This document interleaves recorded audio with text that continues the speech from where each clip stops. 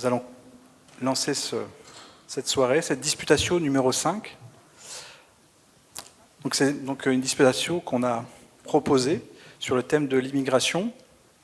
Alors, avant de commencer, de remercier déjà nos intervenants, donc Jean Messia et M. François Soulage, pour leur participation à ce débat, et surtout Louis Dauphren, donc, qui est journaliste de Radio Notre-Dame, qui va animer cette rencontre. Je le laisserai effectivement faire la présentation de nos débatteurs. Là, moi, mon travail avec Guillaume est de vous présenter l'Institut éthique et politique, qui en fait a l'initiative, en partenariat avec Ictus, de cette rencontre. On va vous présenter très rapidement nos structures. Donc, l'Institut éthique et politique est un laboratoire d'idées qui s'est créé il y a une dizaine d'années. D'inspiration chrétienne, nous essayons effectivement de sensibiliser le monde politique, la politique, à tous les gros enjeux, et notamment avec le regard chrétien sur ces enjeux. C'est pour ça que ce soir, la thématique sur l'immigration, on voulait surtout entendre deux chrétiens qui effectivement vont débattre sur ce sujet spécifique. L'Institut éthique et politique, maintenant, donc, comme je vous disais, essaye de faire ce travail de sensibilisation à la fois du grand public, des décideurs. On a quelques initiatives, notamment des lettres qu'on transmet à l'ensemble de nos parlementaires, un peu sur toutes ces problématiques. Nous avons travaillé notamment ce sujet de l'immigration. On a fait même un travail scientifique dessus. Et donc on aura la chance, en plus, que Jean Maher, qui conclura, je crois, notre rencontre, nous présentera un peu cette réflexion que nous avons sur ce sujet. Voilà. Donc Jean Maher, en fait, est administrateur de l'Institut éthique et politique, mais aussi président de l'Office franco-égyptien des droits de l'homme. Et c'est aussi à ce titre, en fait, qu'il intervient pour essayer de nous aider à travailler, à réfléchir en conclusion de cette rencontre. Voilà, donc j'en dis pas davantage. Je vous remercie encore d'avoir accepté notre invitation. Et donc je laisse la parole à Guillaume pour nous présenter Ictus. Merci beaucoup Ludovic, et merci beaucoup à l'Institut éthique et politique d'avoir proposé à Ictus d'être partenaire de cet événement, de cette disputation sur un thème important. Donc Guillaume de Prémar, je suis délégué général de l'association Ictus et rédacteur en chef de la revue Permanence. L'association Ictus est une association qui est au service de l'engagement des catholiques dans la vie civique, dans la vie politique, sociale et culturelle, principalement par trois moyens: la mise en relation des personnes qui s'engagent, deuxièmement, la formation, et troisièmement, la publication d'une revue qui s'appelle Permanence, qui est une revue trimestrielle et qui cherche à éclairer les grands enjeux contemporains et qui est au service des gens qui sont engagés dans la vie civique, qui ont besoin d'une compréhension des grands enjeux contemporains. En termes de formation, nous axons beaucoup sur l'anthropologie chrétienne et sur la doctrine sociale de l'Église. Et cette année, je vous présente le parcours phare que propose Ictus. Ce sont les grands défis économiques et sociaux à la lumière de la doctrine sociale de l'Église. C'est une formation en 10 soirées, d'octobre à juin, octobre 2023 à juin 2024, qui va aborder les principaux thèmes de la doctrine sociale de l'Église, la subsidiarité, bien sûr, destination universelle des biens et propriété privée, etc., avec une approche théorique pour apprendre quels sont ces grands principes de la doctrine sociale de l'Église, mais aussi avec une approche pratique, c'est-à-dire en confrontant ces grands principes aux réalités politiques et économiques, surtout contemporaines. Donc, les personnes qui sont intéressées par ce cycle des mardis d'Ictus, donc un mardi par mois à Paris dans le 17e, peuvent récupérer un tract comme celui-ci, celui que je vous montre, auprès d'Henri qui fait l'accueil de cette soirée juste à l'extérieur de la salle du Théâtre Saint-Léon. Et pour la revue Permanence, je veux dire en vente dans cette salle, on en a quelques exemplaires aussi sur la table d'entrée, donc 18 € le numéro. Et le prochain portera sur le défi de l'islam pour la France, le lien entre l'islam et la France. Et vous pouvez retrouver toutes ces informations sur le site d'Ictus, ictus.fr, ichtus.fr. Je vous remercie, je vous souhaite une bonne soirée.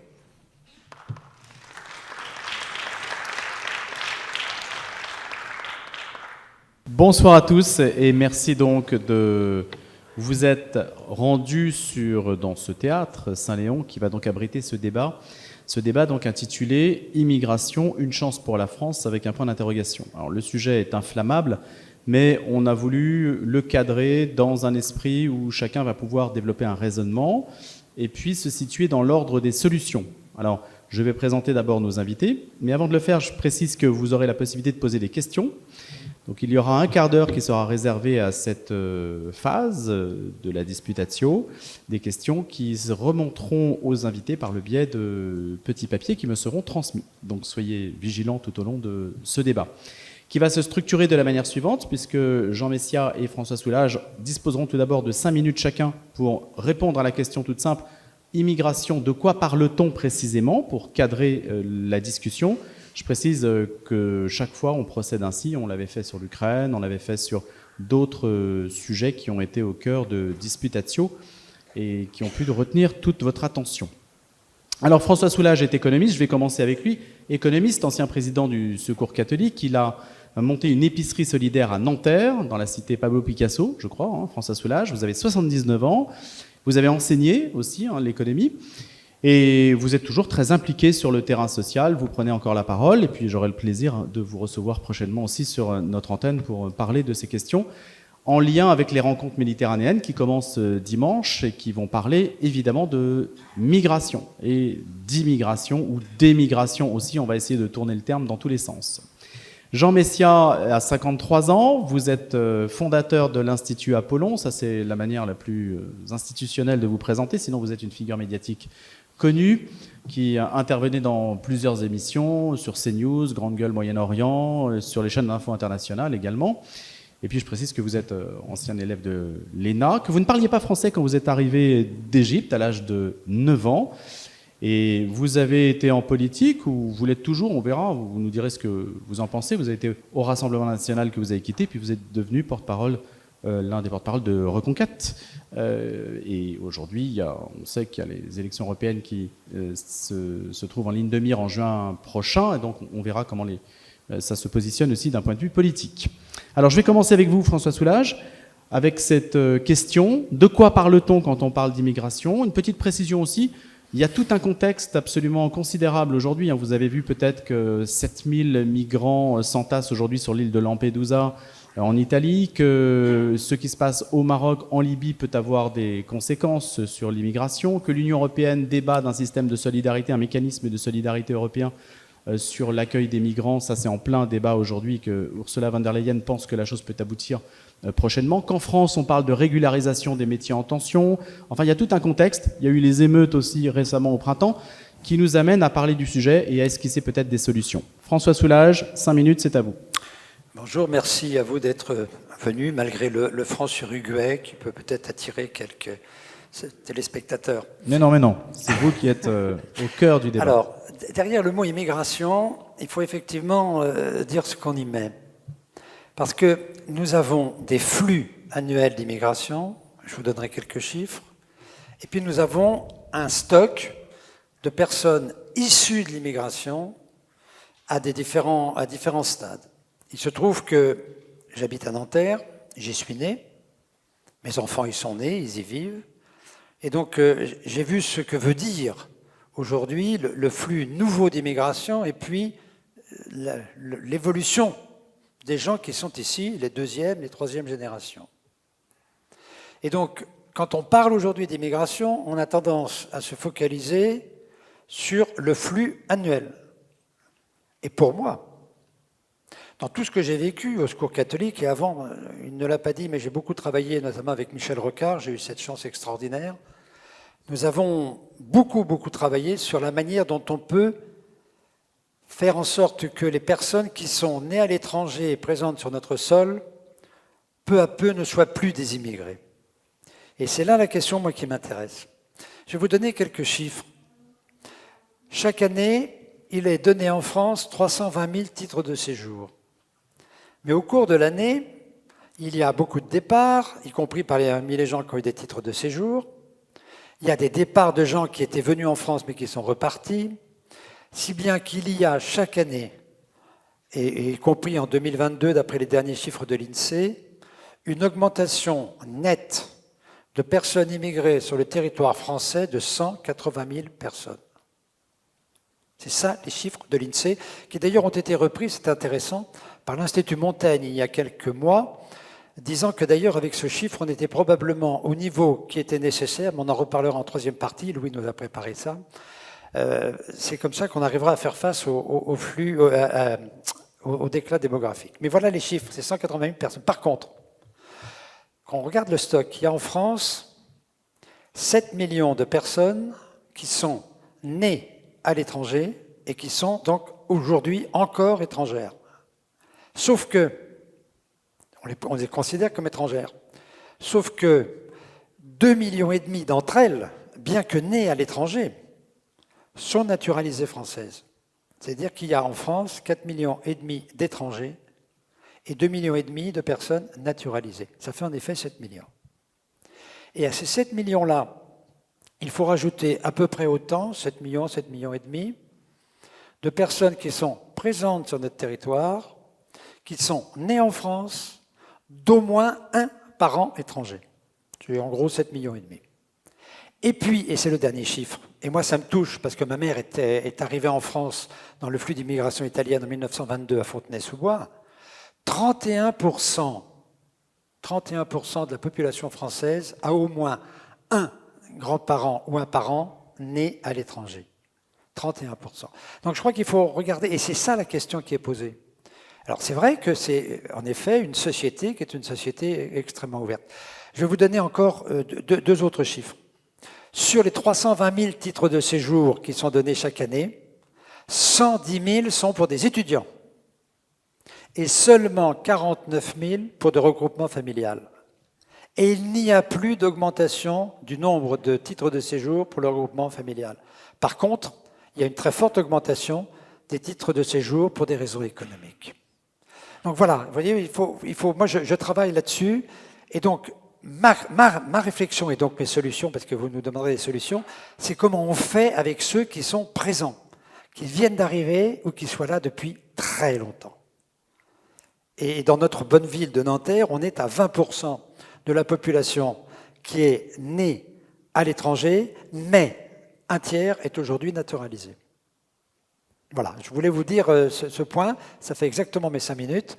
On aura l'occasion de revenir dessus, mais il me semble qu'on ne peut pas, aujourd'hui, faire le débat uniquement, et c'est un peu la tendance de notre gouvernement, sur les entrées, car le problème n'est pas les entrées, le problème, il est le stock. Merci. Jean Messia, vous avez 5 minutes à présent pour nous dire de quoi parle-t-on quand on parle d'immigration, en réponse à François Soulages. Eh bien, rien n'est plus politique que la question de l'immigration. D'ailleurs, même si on se réfère à la définition de l'INSEE, donc je lis, selon l'INSEE, adopté par le Conseil national à l'intégration, je viendrai sur ce point dans un instant, un immigré est une personne née étrangère à l'étranger et résidente en France. Or, le Haut Conseil à l'intégration considère qu'une personne, et je rejoins la définition qu'a donnée M. Soulages à l'instant, qu'une personne qui serait née à l'étranger et qui arriverait en France et qui serait naturalisée française resterait statistiquement, ou en tout cas selon la définition du Haut Conseil à l'intégration, immigrée. Je prends mon exemple à moi. Moi, je suis arrivé en France à l'âge de 8 ans, j'étais naturalisé français à 20 ans, donc en théorie, certains disent « t'es plus émigré, puisque maintenant t'es français ». Ben non. D'après la définition du Haut Conseil à l'intégration, reprise par l'INSEE, bien que naturalisé français, je reste immigré. Donc, l'immigration, ça n'est pas, en tout cas la notion d'immigré, ce n'est pas simplement, ça ne se réduit pas aux étrangers qui seraient étrangers avec des cartes de résident, ou voire même des clandestins, qui seraient installés sur notre territoire. Et considérée comme immigrée, toute personne qui est d'origine étrangère, qui soit arrive en France et est naturalisée française, soit, on parle aussi par extension de descendants d'immigrés, c'est-à-dire ceux qui sont français par la naissance, mais dont au moins un parent est immigré. Tout ça pour dire quoi ? Et je ne vais pas reprendre les chiffres qu'a donné M. Soulages et qui sont tout à fait exacts. Tout ça pour dire que si on fait la somme, si vous voulez, dans le sens extensif du terme immigré, entre les étrangers, ceux qui sont étrangers qui ont été naturalisés et ceux qui ont au moins un ascendant immigré, ça fait beaucoup de monde. ça fait énormément de monde. Alors, je vais venir aux chiffres dans un instant, mais en fait, je pense que nous avons tort de considérer l'immigration comme un phénomène monolithique dont finalement les immigrés seraient des entités interchangeables. Je pense qu'il faut traiter l'immigration en fonction également des origines géographiques. On sait très bien qu'une immigration européenne abondante il y a quelques dizaines d'années, voire il y a plusieurs siècles, n'a pas vraiment posé problème à la France sur le long terme. Monsieur Soulages parlait de ses ascendants européens. Je pense que cette immigration européenne, peu ou prou, et malgré sans doute des débuts difficiles dans la société française, s'est d'abord intégrée par le travail, puis ensuite s'est assimilée, et nous reviendrons à cette définition dans le troisième thème qui sera abordé. Mais vous avez donc des immigrations qui proviennent de certaines zones géographiques, pour ne pas dire de certaines civilisations, qui, elles, posent problème à la France de par l'éloignement culturel, linguistique, civilisationnel par rapport au creuset français et au creuset républicain français. Donc, dans le chiffre de 31% que M. Soulages a donné tout à l'heure, c'est-à-dire que c'est la somme, effectivement, des Français qui auraient un ascendant étranger, si j'ai bien suivi votre propos, c'est trop global. Moi, je pense qu'il faut surtout retenir le chiffre de 19%, de 19 à 21% en fonction des études, qui disent que aujourd'hui, enfin, entre 19 et 21% de la population a un ascendant d'origine extra-européenne. Et c'est là où le problème va se poser. Pourquoi? Encore une fois, parce que les immigrations italiennes, belges, espagnoles, portugaises se sont assimilées tant et si bien qu'aujourd'hui, vous n'arrivez pas à les distinguer de la population française historique, pour ne pas dire de souche, afin de ne pas fâcher certaines personnes. D'ailleurs, M. Soulages en est lui-même la preuve, puisque quand vous le voyez dans la rue, vous ne dites pas qu'il a un ascendant étranger, et de par ce comportement, la manière dont il s'exprime, vous dites tout de suite que c'est un Français, j'allais dire, comme un autre. En revanche, et vous avez aussi les immigrations chrétiennes d'Orient, les immigrations pieds noirs, tout ça n'a pas posé problème. Donc, si je rejoins la définition théorique et statistique, et j'en terminerai là, de M. Soulages, je pense que le problème va se poser ensuite lorsque nous allons descendre à un niveau de granularité plus fine pour distinguer les immigrations en fonction de leurs origines, et c'est véritablement là que va se poser le débat de ce soir. Alors justement, vous lancez vous-même d'une certaine façon la manière dont ce débat a été envisagé, c'est-à-dire, je pensais, et vous avez acquiescé à cette idée, 3 structures, immigration et mondialisation. Donc ça nous amène à la réalité extra-européenne de l'immigration. On va peut-être commencer par ça, la question des équilibres à l'échelle mondiale, et puis toutes les questions aussi peut-être démographiques, de régularisation également. Nous verrons ensuite les questions de sécurité, immigration et sécurité. Donc là, c'est l'ordre public, la paix civile, ça nous amène sur le terrain de l'islamisme, de la délinquance, du banditisme, etc., et de tous les liens que l'on peut faire avec le phénomène. Et puis, immigration et assimilation ou intégration et insertion, il y a une controverse sur les termes. Là, c'est le côté culturel. Donc, j'allais dire un volet économique, un volet politique et un volet culturel. François Soulages, est-ce que pour répondre à Jean Messien, on peut déjà vous poser la question de savoir si la granularité dont parle Jean Messien, vous êtes d'accord pour aller dans ce sens-là et dire il y a une immigration extra-européenne, et puis d'un côté, il y a Michel Platini et Louis de Funès, dont il ne convient même plus de parler. Les chiffres sont assez clairs. Il y a aujourd'hui un accroissement dans les flux d'immigration de l'immigration non européenne. Il n'empêche que plus du quart des immigrés ne sont pas, le quart sont d'origine européenne. Alors attention, c'est une Europe très élargie, parce qu'on met dedans les Bulgares, les Roumains, les Polonais, les Hongrois, etc. Donc je ne disconviens pas du tout, parce que ce serait malhonnête, de dire qu'il y a un accroissement de l'immigration non européenne. Mais encore une fois, je reste sur le montant des chiffres. Si c'est effectivement un accroissement annuel de 180 000 personnes, ça veut donc dire que chaque année, on a 120 000, 130 000 non-européens qui entrent chez nous. Je vous rappelle qu'on est 67 millions d'habitants. Par ailleurs, dans la granularité, il faut regarder comment se répartissent sur le territoire ces personnes qui arrivent, comme d'ailleurs se répartissent sur le territoire les gens nés à l'étranger. Moi, je suis d'accord avec vous, hein, il y a 4,5 millions de personnes qui sont étrangères nées à l'étranger, plus de 2,5 millions de naturalisés. Ils arrivent, en effet, ils sont nés à l'étranger. Donc, moi, je n'ai pas de problème avec les chiffres. 7 millions d'un côté, 7 millions de deuxième génération, ça ne me pose aucun problème, c'est d'accord. Mais vous êtes d'accord dessus d'ailleurs, hein, tous les deux. Oui, hein. de toute façon, c'est l'INSEE, c'est l'Institut Montaigne, c'est tout le monde qui le dit, donc ce n'est pas un problème.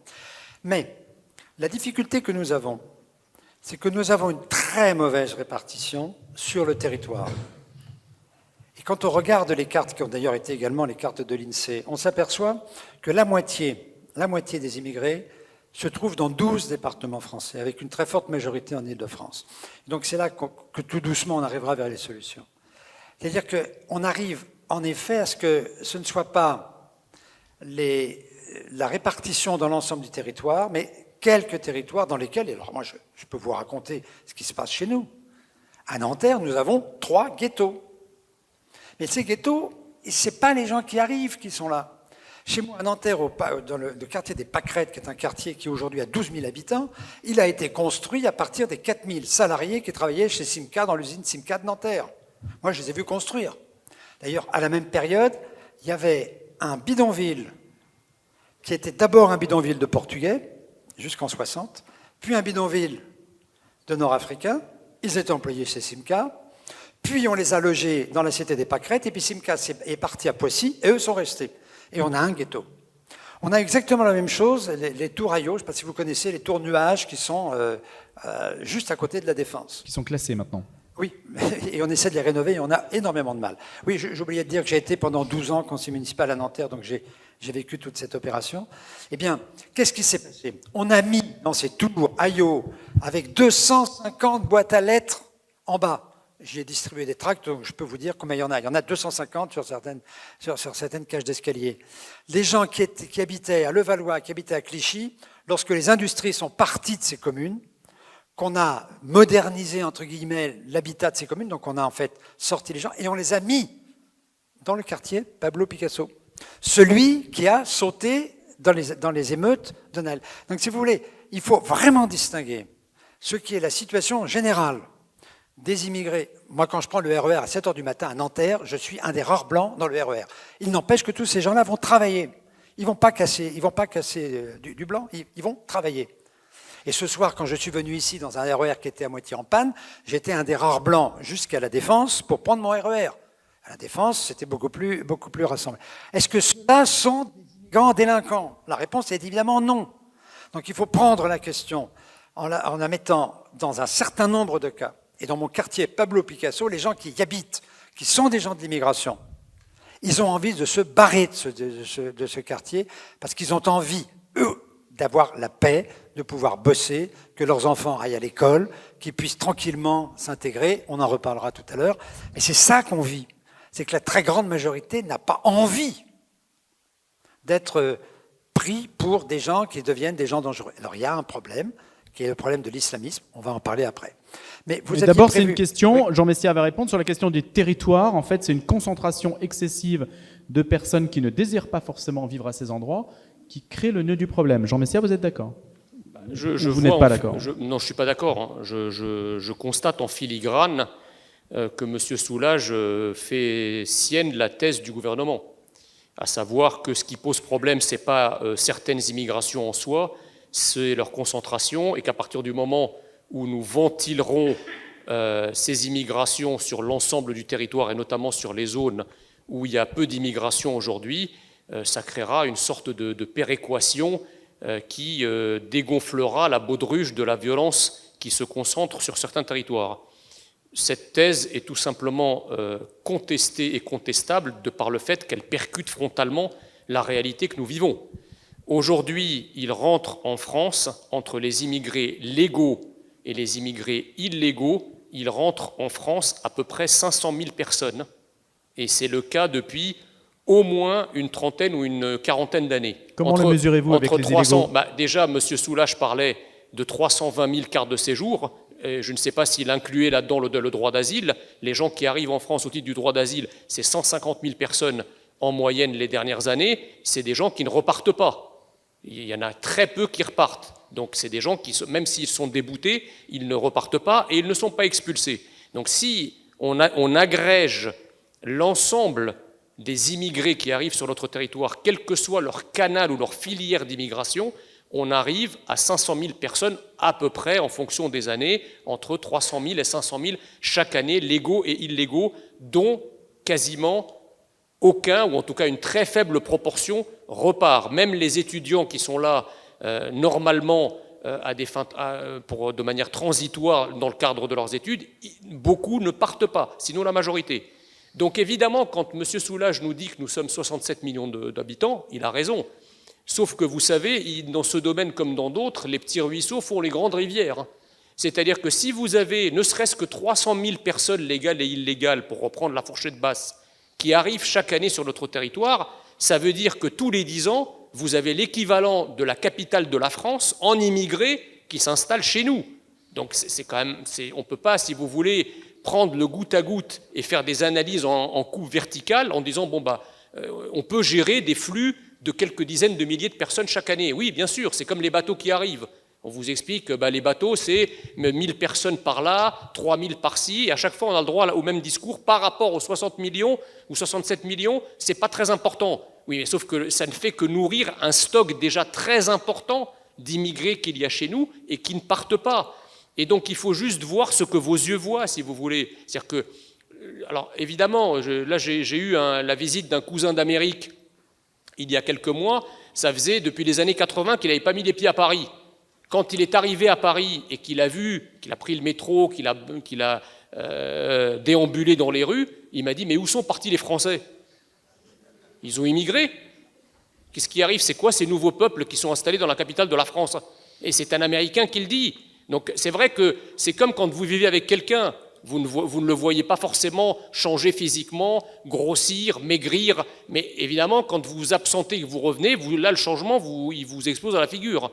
Donc on a vu, et pour reprendre ce que vous disiez sur l'insécurité, bien sûr que la concentration des immigrés dans un endroit ne favorise certainement ni l'intégration, ni encore moins l'assimilation. Le problème, c'est que si l'on prend la carte, pour ne prendre que cet exemple, des émeutes de 2005 et la carte de celle des émeutes d'il y a 1 mois et demi, eh bien c'est à chaque fois, quand vous posez la carte des foyers d'émeutes et la carte des foyers de concentration de certaines immigrations, c'est quasiment la décalcomanie. Il y a en 2023 des villes comme Montargis, par exemple, qui étaient naguère des villes tranquilles où il ne se passait rien à part la rubrique des chiens écrasés. Eh bien aujourd'hui, et il y a quelques semaines, Montargis a flambé, exactement comme si c'était une périphérie de Lyon.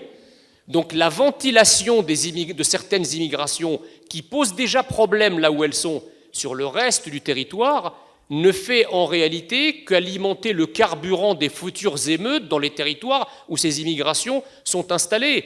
Ajoutez à cela la crise économique, le travail qui ne paye plus, l'inflation, etc.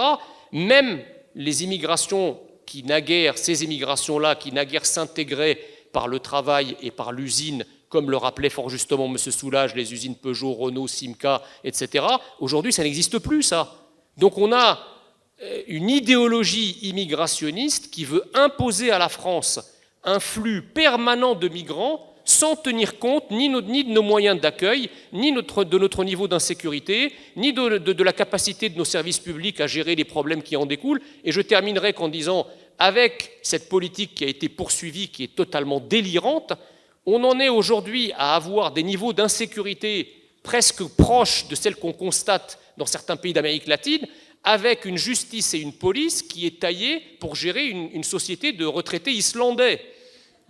Voilà. Et donc, évidemment, ça ne peut plus... Si vous mettez 8 flics dans un endroit, mais que vous augmentez par 2 la délinquance à cause de la composante migratoire de cette délinquance, bah, tous les moyens des supplémentaires que vous allouez au service public sont immédiatement aspirés, engloutis par l'ampleur d'un phénomène que vous continuez à alimenter avec l'immigration. Donc c'est une politique qui est folle, c'est une machine infernale ou un cercle vicieux, appelez ça comme vous voulez. Comment l'appelez-vous, François Soulages, alors? Machine infernale, cercle vicieux? Non, non, ce n'est ni la machine infernale ni le cercle vicieux, parce que, heureusement, les réalités ne sont pas aussi noires. Il faut vous rappeler, je me permets de vous rappeler que dans la deuxième génération... Oui, vous pouvez jouer, si ça vous amuse aussi. Dans la deuxième génération, la moitié des adultes sont dans un couple mixte. C'est-à-dire que assez rapidement, cette immigration ne reste pas dans son champ d'immigration. Elle se diversifie, elle se répand, et la moitié des couples de deuxième génération sont aujourd'hui des couples mixtes. Moi, c'est ça la bonne nouvelle. C'est qu'aujourd'hui, il y a peu à peu une intégration qui se fait d'une population qui en effet arrive de l'étranger, avec une culture qui est en effet une culture qui n'est pas la nôtre. On parle de la culture extra-européenne. Oui, la culture extra-européenne. Ben oui, parce que la culture européenne, encore que la culture européenne, je vous rappelle, ma mère me racontait comment elle, qui était italienne, était traitée de fasciste. Et donc, elle vivait dans un bidonville à Fontenay-sous-Bois. Ça a duré combien de temps? Ça a duré 10 ans, jusqu'en 1932-33. Et quand les Portugais sont arrivés... Vous avez la quatrième génération. Non, s'il vous plaît, je termine. Quand les Portugais sont arrivés en France, moi je sais parce que j'étais boy scout, j'ai fait les canalisations à Nanterre-Préfecture du bidonville dans lesquels il y avait les Portugais. Ils étaient complètement ostracisés. Et puis se sont peu à peu intégrés. Alors ils avaient une culture qui était une culture européenne et catholique. Donc leur intégration était beaucoup plus facile. Mais aujourd'hui, cette idée des couples mixtes, ça a été la bonne nouvelle. Quand j'ai regardé un petit peu attentivement les chiffres, je trouvais que ça c'était intéressant. Le deuxième point, c'est que vous dites « je défends la politique du gouvernement ». Bon, vous avez compris que je n'étais pas tout à fait, en tout cas par mes origines politiques, tout à fait dans la ligne macroniste. Mais il y a des moments où, oui, je trouve que c'est une bonne chose. Moi, je soutiens monsieur le ministre de l'Éducation nationale lorsqu'il refuse la baya. Oui, il a raison. Comme j'avais refusé le burkini et d'autres trucs, parce que je suis d'abord un défenseur de la laïcité. Donc là-dessus, je n'ai pas de leçons à recevoir. Mais ce que je constate, c'est que chaque fois qu'on a joué la carte de l'intégration, c'est-à-dire quand on a des lycées qui accueillent... Tiens, je vais vous donner encore un exemple. C'est mon lycée à Nanterre.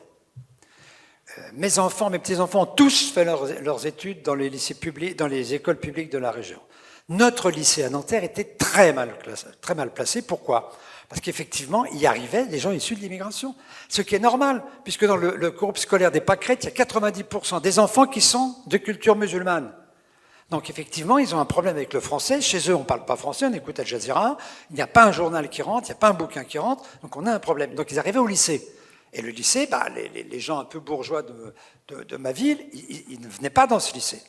On a, de manière un peu formelle, intégré une classe, ce qu'on appelle une classe européenne, c'est-à-dire une classe qui prépare à Sciences Po.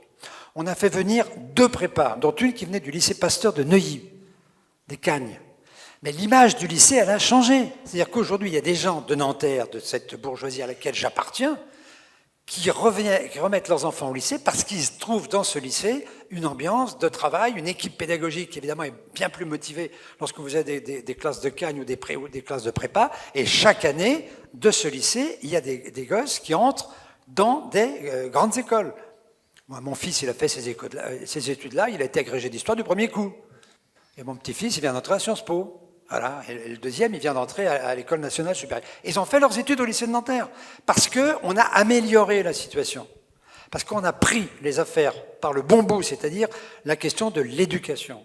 Effectivement, si on ne le prend pas par ce bout-là, eh bien, on s'en sortira pas. Vous voyez, les couples mixtes, d'énormes progrès dans l'éducation. Quand on fait des enquêtes auprès des enfants issus de l'immigration, on s'aperçoit que leur niveau scolaire, en 15 ans, a beaucoup, beaucoup progressé. Il n'est pas encore au niveau de ce qu'on appelle les natifs dans les expressions de l'INSEE. Mais il a énormément progressé. Et c'est ça l'enjeu. Si on veut qu'on ait une société qui soit une société ouverte. On n'a pas parlé d'ailleurs de la mondialisation, on peut en reparler parce que c'est un peu mon dada. On est dans une société ouverte, on a toujours été dans une société ouverte. Simplement, il faut prendre en compte les risques que l'on a d'une trop grande ouverture. Vous savez, moi je travaille avec Michel Rocard, vous connaissez sa phrase, hein, la France ne peut pas accueillir toute la pauvreté du monde, mais elle doit en prendre sa juste part. Eh bien, donc ça veut dire qu'il faut en prendre une part. Et moi, je suis sur cette idée-là. J'en parlais hier avec Jean Maher, puisqu'on a préparé cette réunion. Et je ne suis pas pour une immigration, quoi qu'il arrive. Je suis pour une économie ouverte, dans laquelle les uns et les autres se trouvent un petit peu bousculés, y compris dans leurs croyances. Sur le versant mondialisation économie, dont on traite dans cette première partie, un tant soit peu, vous êtes favorable à la régularisation des sans-papiers dans les métiers en tension? Ah oui, absolument. Ce qui est donc une proposition absolument. du gouvernement. J'ai été chef d'entreprise et j'étais investisseur dans l'économie sociale et solidaire pendant 25 ans. Et j'ai encore aujourd'hui des activités d'investisseur. Et je peux vous dire que les chefs d'entreprise aujourd'hui, dans la restauration, dans le BTP, dans l'aide sociale, ils ont envie, et d'ailleurs l'Institut Montaigne le reprend, ils disent on a besoin de personnel. Alors d'ailleurs c'est à double tranchant, hein, parce qu'on peut imaginer, mais vous verrez que c'est pas vrai, mais on peut imaginer que les chefs d'entreprise, vous savez ces chefs d'entreprise que un certain nombre de mes amis qui sont quand même très à gauche ont tendance à caractériser en disant ah ouais, c'est des exploiteurs, non c'est pas le problème. Effectivement, dans le BTP, vous trouvez des gens qui ne traitent pas forcément très bien leurs salariés. Mais il y en a énormément, la très grande majorité n'ont qu'une envie. C'est d'avoir des travailleurs qui vont avoir un titre de séjour, qui vont pouvoir les employer, parce qu'ils ne trouvent pas d'employés en France à des métiers qui sont très peu qualifiés, qui demandent des horaires de travail très compliqués, et pour lesquels, aujourd'hui, les Français ne veulent plus accéder. Et donc, ça renvoie à la question démographique. Mais je pense aujourd'hui que, globalement, il nous faut accepter l'idée que nous avons besoin d'un flux d'immigrés. Ça ne se fait pas à n'importe quel prix. Et moi, je suis heureux qu'on ait ce débat, parce que ça me permet de vous dire, moi, ma conviction. Je vais vous faire un aveu. Je crois que nous autres qui sommes catholiques, nous avons peur. Parce que moi, dans mon église à Nanterre, la grande majorité des gens qui sont présents aujourd'hui sont des gens... Alors, des Antillais, des Africains, des gens issus de l'immigration. Et mes amis, n'y vont plus. Eh oui, mes amis n'y vont plus. Moi, je faisais partie d'un groupe de Vie Nouvelle. On était 25. Il n'y en a plus un seul qui fréquente l'Église catholique aujourd'hui. Moi, j'aimerais savoir, comprendre pourquoi. Moi, je me sens le dernier des Mohicans avec mon épouse. Alors, évidemment, là, on peut avoir un petit peu peur, mais est-ce qu'on n'est pas un tout petit peu responsable, nous aussi, de ne pas avoir été capable... peut-être de mettre en avant ce qui est pour moi la valeur fondamentale de l'Évangile, c'est l'accueil du plus pauvre. Dans ma paroisse, qu'est-ce qu'on fait comme accueil des plus pauvres? Alors, François Soulage, vous énoncez beaucoup d'éléments qui renvoient à quantité d'aspects du thème de ce soir, et c'est fort bien. On va demander peut-être d'abord à Jean Messia sur l'aspect conjoncturel, mais qui est abordé en ce moment, de la régularisation des métiers en tension. Vous partagez déjà le point de vue de François Soulage, et puis sur l'autre point, celui de l'éducation et de la mixité des couples mixtes. Est-ce que ça, c'est un point auquel vous êtes sensible? Je partage absolument rien de ce qui vient d'être dit. Bon, ça a le mérite d'être clair et c'est le preuve d'un débat. La première chose, non, on n'a pas besoin d'un flux d'immigration. L'immigration, c'est pas une idéologie, c'est pas une condition nécessaire, suffisante, applicable toujours, partout, quel que soit notre taux de croissance, quels que soient nos moyens. Non, il y a des périodes où on n'a pas besoin du tout d'immigration. Oui, mais apparemment, aujourd'hui, on en a besoin. Et on n'en a pas besoin, je vais vous dire pourquoi. Et aujourd'hui, on n'a plus besoin d'immigration du tout. Alors, j'entends l'élément économique, je suis même économiste, et donc je voudrais effectivement répondre en tant qu'économiste à cet argument. Aujourd'hui, les métiers en tension qui embauchent des clandestins. Pourquoi embauchent-ils des clandestins? Ils embauchent des clandestins pour pouvoir les payer, en général, à un prix inférieur au marché. Bon. Parce qu'ils sont clandestins. Donc les conditions de travail, à la fois salariales et horaires, sont évidemment en deçà de ce que requiert la loi et en deçà du SMIC. Bon. Si vous régularisez les travailleurs clandestins, ils deviennent légaux. S'ils deviennent légaux, pourquoi est-ce qu'ils vont continuer à accepter à être payés au lance-pierre? Ils vont évidemment soit revendiquer et exiger des hausses salariales correspondant à leur nouveau statut, à leur nouveau papier, soit ils iront chercher ailleurs un travail rémunéré au prix du marché. Et à ce moment-là, qu'est-ce qui va se passer? Parce que c'est toujours pareil. Le raisonnement de gauche, c'est toujours un raisonnement ponctuel, déconnecté de ce qui se passe avant et de ce qui se passe après. Une fois que vous régularisez ces clandestins, qui deviennent des travailleurs légaux et qui s'envolent donc vers d'autres cieux salarialement plus cléments, qu'est-ce qui se passe? On a encore besoin de gens qui font le travail qu'ils faisaient avant. Donc ils vont être remplacés par de nouveaux pauvres qui sont prêts à travailler à ces exigences-là, avant que, par la suite, on les régularise à nouveau, etc., etc. Donc c'est un puits sans fond et un tonneau des Danaïdes. La première régularisation de clandestins qui était censée, je dirais, régler tous les problèmes existants dans la période contemporaine, c'était la régularisation qu'avait effectuée Mitterrand en 81. Et c'était censé être la der des der, et on n'avait plus de nouveau de clandestins régularisés. Plus de 40 ans après, on en est encore là. Donc déjà, ça, ce point-là, ça me paraît complètement délirant. La deuxième chose, c'est qu'à supposer que les chefs d'entreprise veulent en permanence, même si on régularise et que ces immigrés sont remplacés par d'autres clandestins qui acceptent le même travail, mais comment est-ce que la gauche peut endosser une telle logique que je qualifie de néo-négrière? Parce qu'en fait, la réalité, les métiers en tension, ils ne sont pas en tension parce qu'il n'y a pas de candidats, parce que les gens ne veulent pas faire ce métier. La réalité, c'est que ces gens ne veulent pas faire ces travaux à ces salaires-là. Et que donc, si on augmente les salaires, eh bien, effectivement, vous allez avoir une main-d'œuvre nationale, ou à tout le moins régulière, qui va accepter ce travail. Et d'ailleurs, on l'a constaté avec le Brexit. Quand il y a eu un assèchement de la logique négrière suite au Brexit, parce qu'ils ont rétabli leurs frontières et qu'ils ont mis fin à un certain nombre de clandestins en les virant, eh bien, les fameux secteurs en tension ont été obligés de hausser leur salaire, et petit à petit, une main-d'œuvre qui était jusqu'à présent non intéressée par ces domaines a commencé à s'y intéresser. L'autre exemple, c'est celui des éboueurs de la ville de Paris. Payés au lance-pierre dans les années 80, on ne voyait, pour dire les choses simplement, que des Noirs et des Arabes dans ces métiers. Bon, la mairie de Paris a fait un effort considérable en 40 ans. Ils ont eu un comité d'entreprise, ils ont rehaussé significativement les salaires, ils ont accordé des congés payés, des RTT, etc.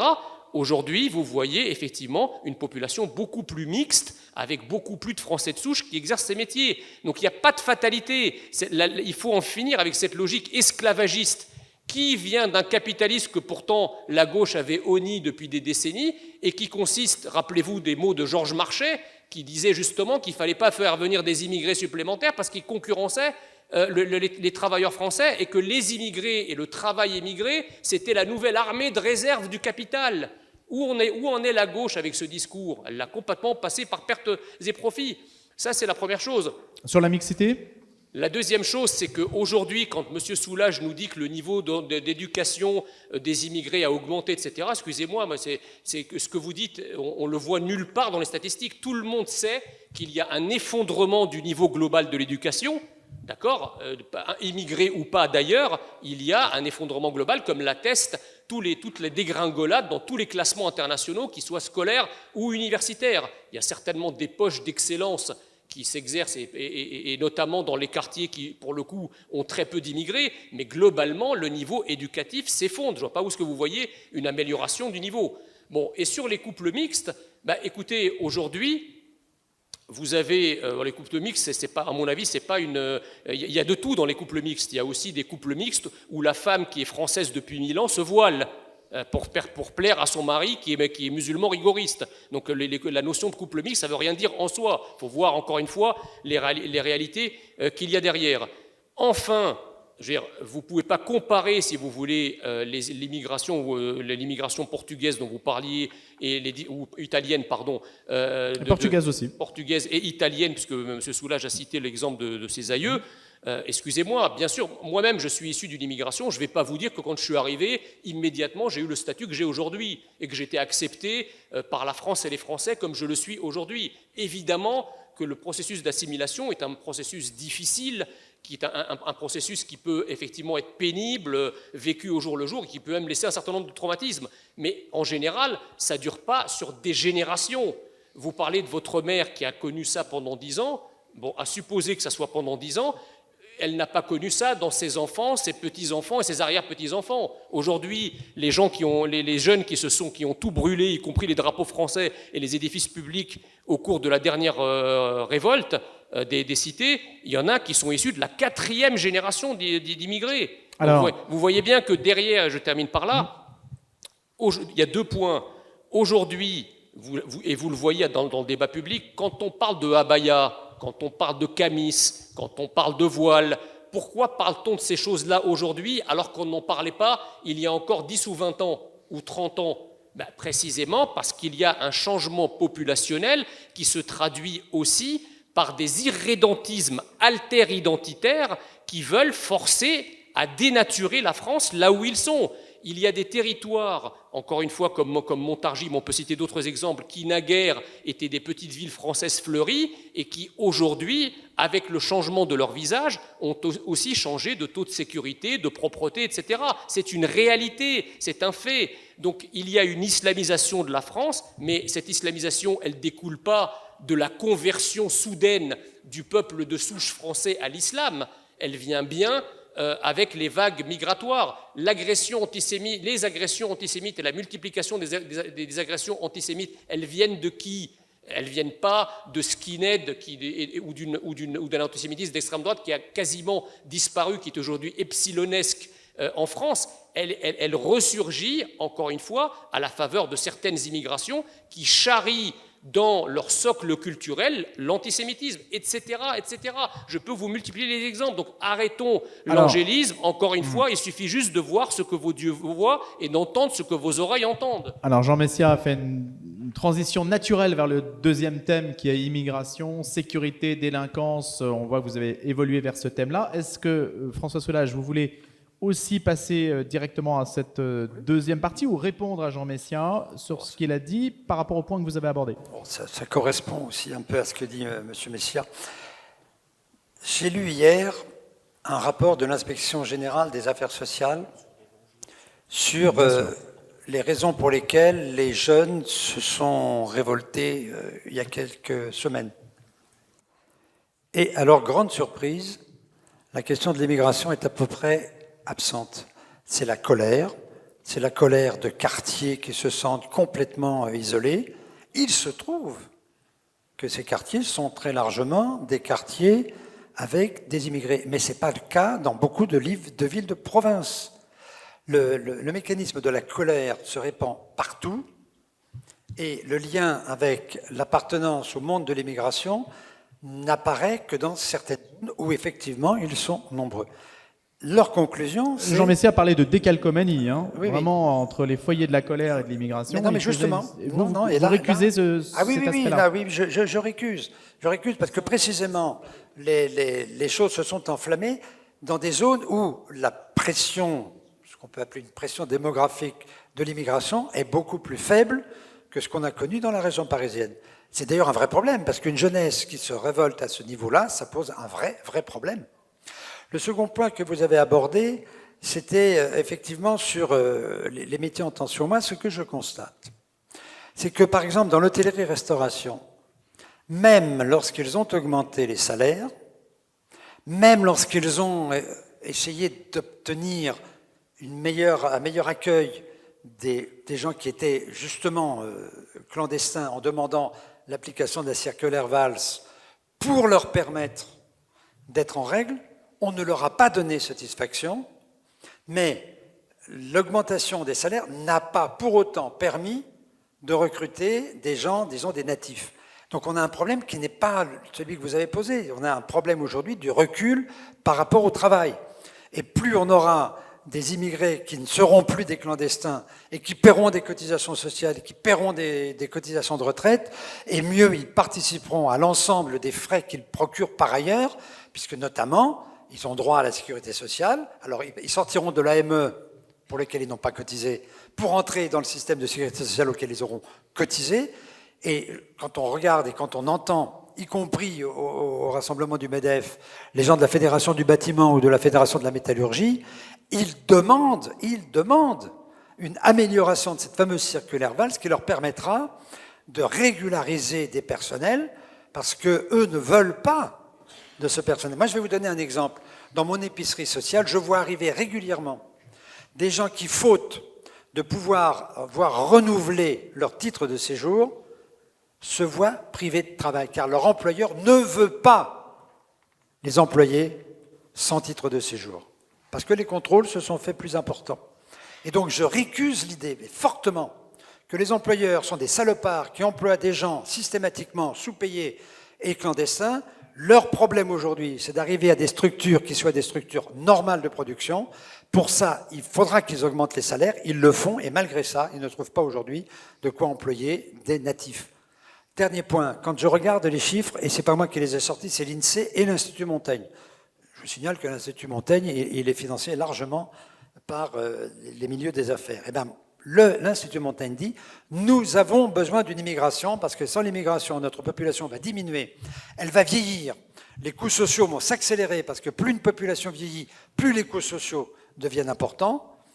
L'allongement de la durée au travail, malgré la réforme des retraites, ne sera pas suffisante parce que nous allons avoir une population qui diminue et qui vieillit. Nous avons donc besoin de l'immigration pour maintenir une croissance normale. » Et moi, je trouve que c'est important quand ces chiffres viennent de ce monde-là, et c'est pas parce qu'ils ont envie d'avoir des clandestins à exploiter, non. Ils disent, et là aussi, ils ont refait des études parce qu'ils ont beaucoup travaillé avec notamment une chaire spécialisée à l'Université de Lille, tout apport d'une population immigrée non clandestine fait accroître notre produit intérieur brut à peu près du même montant. 1% d'immigrés, c'est 1% de PIB en supplément. Et c'est pas moi qui le dis. Regardez, c'est un institut de l'Institut Montaigne. Vous faites Institut Montaigne sur Internet, vous trouverez l'étude dont je parle. Donc je n'invente rien. On a aujourd'hui la nécessité absolue, me semble-t-il, d'accepter que la France, c'est un pays ouvert, comme il a toujours été ouvert. Et j'ajouterais d'ailleurs que ce n'est pas le plus ouvert d'Europe, loin de là, mais je pourrais vous donner des chiffres tout à l'heure si ça vous intéresse. La France est en arrière de la main en capacité, en nombre d'accueils. Je pense notamment à l'accueil des Syriens, des Ukrainiens, des Afghans, etc. On est loin, loin, loin d'être les champions d'Europe, contrairement à ce qu'on dit.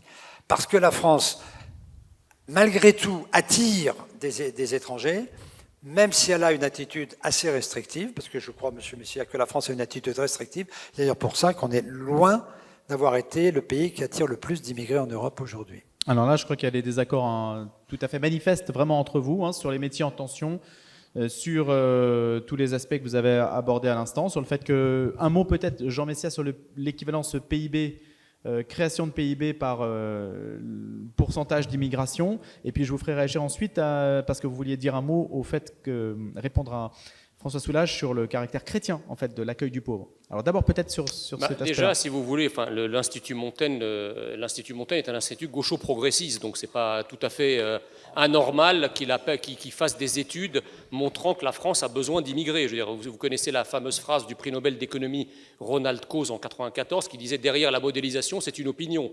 Bon, donc les chiffres, on peut leur faire dire ce qu'on veut. Ce qui est sûr en revanche, parce que moi je peux vous citer un autre chiffre, c'est que l'expert Jean-Paul Gourevitch a récemment évalué le coût annuel de l'immigration pour la France à 54 milliards d'euros par an. Ça fait plus de 1500 euros par contribuable. Qu'est-ce que ça comprend en deux mots ? Tout, à la fois l'immigration clandestine... Mais si vous ne prenez pas les recettes en face... Ah non, c'est les coûts nets. J'aimerais bien savoir comment il a fait. C'est le coût net, je vais vous envoyer l'étude. Ce sont les coûts nets. Bon. Non, c'est exactement ça. Et d'ailleurs, même les économistes de gauche aujourd'hui reconnaissent que l'immigration a un coût net situé entre 10 et 25 milliards, avec les économistes plutôt classés à droite qui partent de 50 à 75 milliards. Juste, qu'est-ce qu'on met dans le coût ? On met tout. On met l'arrivée, l'accueil, l'éducation, le logement, et on retranche effectivement ce qu'ils apportent. Mais pourquoi, en fait, les recettes sont faibles ? Parce que c'est de ça qu'il s'agit. Les recettes sont faibles parce que l'écrasante majorité de la population immigrés que la France accueille est une population pauvre et sous-qualifiée, qui a tout à prendre et à peu près rien à apporter, en tout cas pas à court terme. Donc il y a une surutilisation de notre État-providence et de notre État social par certaines immigrations, notamment celles issues du sud de l'hémisphère. Voilà, c'est comme ça. Vous avez, par exemple, vous parliez des femmes tout à l'heure. Les femmes maghrébines, les femmes turques et les femmes africaines ont une contribution au marché du travail 3 à 4 fois moins importante que leurs homologues européennes. C'est un signe. Bon. Donc il y a quand même... Qu'est-ce que ça veut dire contribution? C'est-à-dire qu'elle ne travaille pas. Elle travaille pas. Elle ne travaille pas. Aujourd'hui, vous avez la population immigrée hors Union européenne qui est 2 à 3 fois plus au chômage que la moyenne nationale.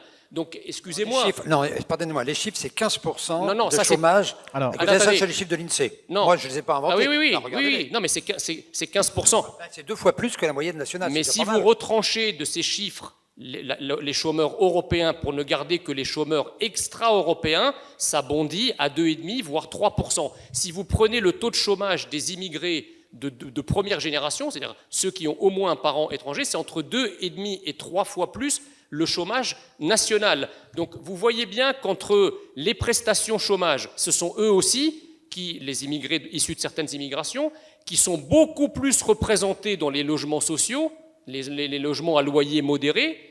Les loyers modérés, ce n'est pas modéré pour tout le monde, puisque c'est aussi la collectivité qui les finance, et donc leur surreprésentation a aussi un coût. Donc effectivement, lorsque vous avez un pays pauvre et une immigration très qualifiée qui arrive, évidemment que là, l'impact sur la croissance et sur le développement est important. Mais dans le cas inverse, où vous avez un pays qui, à la base, est développé et avancé, et qu'il se prend un choc migratoire d'une immigration qui est très majoritairement pauvre et non qualifiée, ça ne peut pas être une richesse. Tous les chiffres en attestent. Les utilisations de minima sociaux, en plus, même les immigrés qui travaillent, il y a une grande proportion qui travaillent à des seuils proches du SMIC.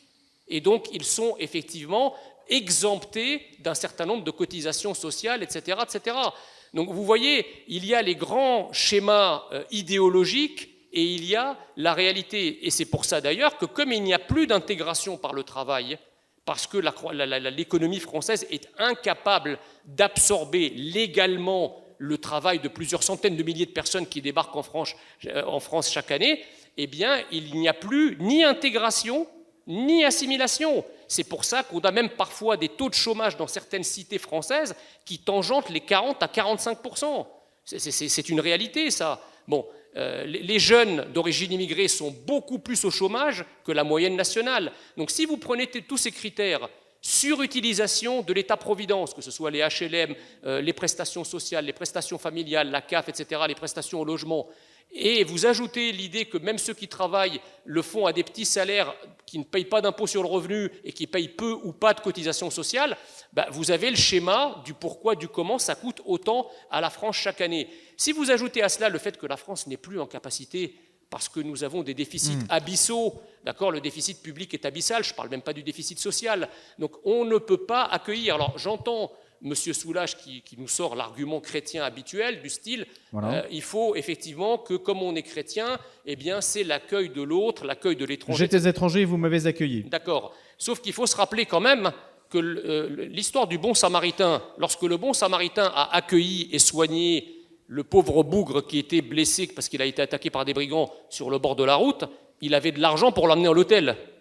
D'accord ? Donc si le bon samaritain n'avait pas eu de pognon à ce moment-là, je doute qu'il l'aurait aidé. Donc moi je veux bien, si vous voulez, qu'on aide, mais déjà, charité bien ordonnée commence par soi, plutôt que de s'intéresser aux misères situées à l'autre bout de la planète qu'on veut accueillir et soulager, commençons déjà par nous intéresser à la misère qui est en bas de chez vous, en bas de votre rue, parce que ça, il y en a. Bon, ça c'est la première chose. La deuxième chose, c'est que moi je ne suis pas opposé à ce qu'on aide, mais que diantre, si vous êtes un père de famille et qui est déjà endetté, voire surendetté, est-ce que vous allez accueillir même un membre de votre propre famille chez vous pour l'héberger, le nourrir, le soigner et l'habiller? Non, parce que vous n'en avez pas les moyens. Alors pourquoi ceux qui sortent à chaque fois la logique du bon père de famille, lorsqu'il s'agit d'immigration, ils n'ont plus de cerveau? Ils n'arrivent plus à raisonner comme le bon père de famille, c'est bizarre. Donc charité bien ordonnée commence par soi. Donc en bon chrétien, Le fait de dire « je ne peux pas aider parce que je n'ai plus d'argent », ce n'est pas commettre un péché vis-à-vis du Seigneur. C'est juste que vous ne pouvez pas aider parce que si vous avez de l'argent demain et vous avez le portefeuille bien garni, bien sûr qu'à ce moment-là, la charité s'impose et vous devez partager et vous devez agir chrétiennement. Mais quand vous êtes surendetté, à l'impossible, nul n'est tenu et Dieu ne permettra jamais que nous soyons tentés au-delà de nos forces. C'est aussi ce qui est marqué dans l'Évangile. François Soulages, sur cet aspect qui croise le spirituel, la conscience, la morale, et qui a un effet très fort quand même sur l'opinion dans notre imaginaire collectif, qu'est-ce que vous répondez à Jean Messia? Avant d'aborder les questions peut-être plus sécuritaires, mais comme je vois que le temps passe aussi, on va accélérer. Comme chrétien, je l'ai d'ailleurs écrit dans un livre, maintenant il est un peu daté. Oui, je peux le citer. Pourquoi les chrétiens ne peuvent pas se taire? Oui. L'immigration. Elle portait sur l'accueil des personnes qui sont présentes sur notre territoire. Je n'ai jamais dit que nous devons ouvrir le plus largement les frontières. Ce n'est pas ce qui se passe. Aujourd'hui, en France, je vais vous donner un chiffre. L'aide médicale d'État, celle qui accueille les personnes qui sont sans papier, accueille aujourd'hui 350 000 personnes. Ça veut dire très probablement, compte tenu de la composition des familles, qu'il y a dans notre pays 700 000 personnes sans papier. Mais l'aide médicale d'État ne coûte pas 1 milliard d'euros, elle coûte moins que ça. Donc je ne sais pas d'où vous sortez les 54 milliards, mais moi ce que je vois, c'est que la population immigrée est une population jeune, qui certes est au SMIC pour une partie d'entre elles, mais paye des cotisations sociales.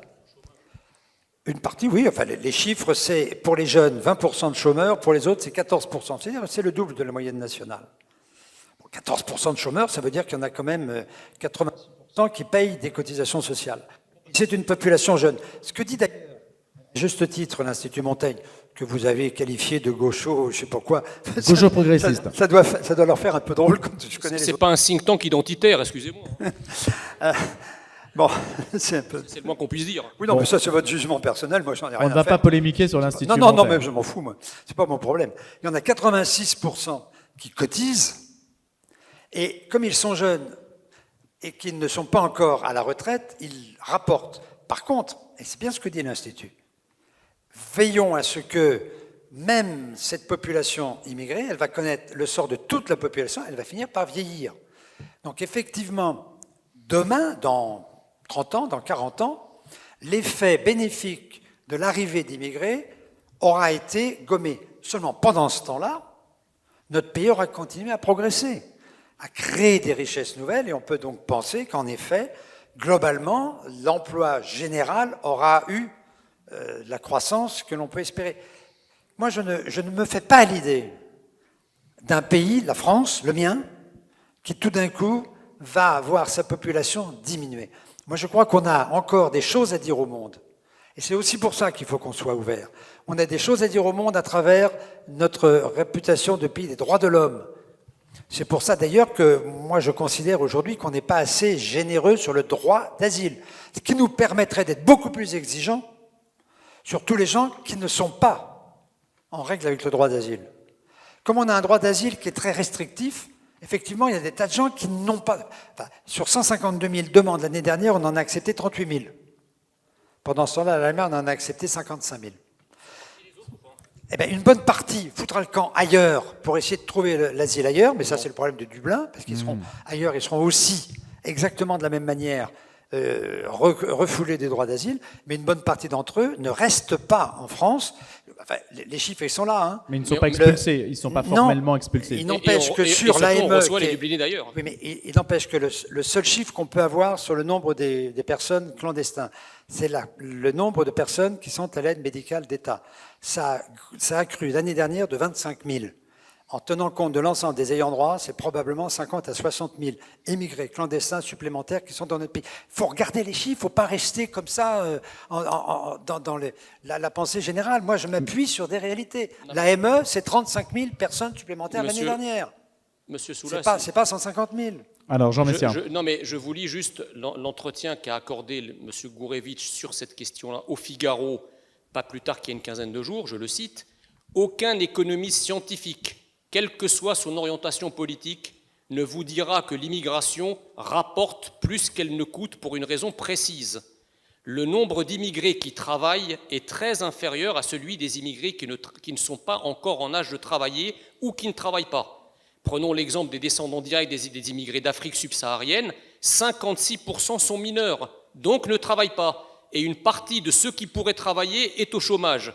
Et je termine en disant, toujours dans le même entretien, les économistes de gauche situent le solde global négatif entre 4 et 15 milliards d'euros, donc de coût de l'immigration annuelle, et leurs collègues de droite et d'extrême droite entre 70 et 250 milliards.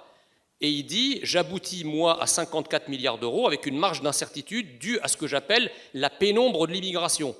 Vous lirez cette étude qui est passionnante, et aujourd'hui, le fait que l'immigration coûte plus qu'elle ne rapporte fait consensus. Plus personne ne dit aujourd'hui, pas même le gouvernement, que l'immigration est une richesse ou une chance pour la France. C'est faux. Elle fut sans doute une richesse et une chance il y a un demi-siècle, mais ce n'est plus le cas aujourd'hui.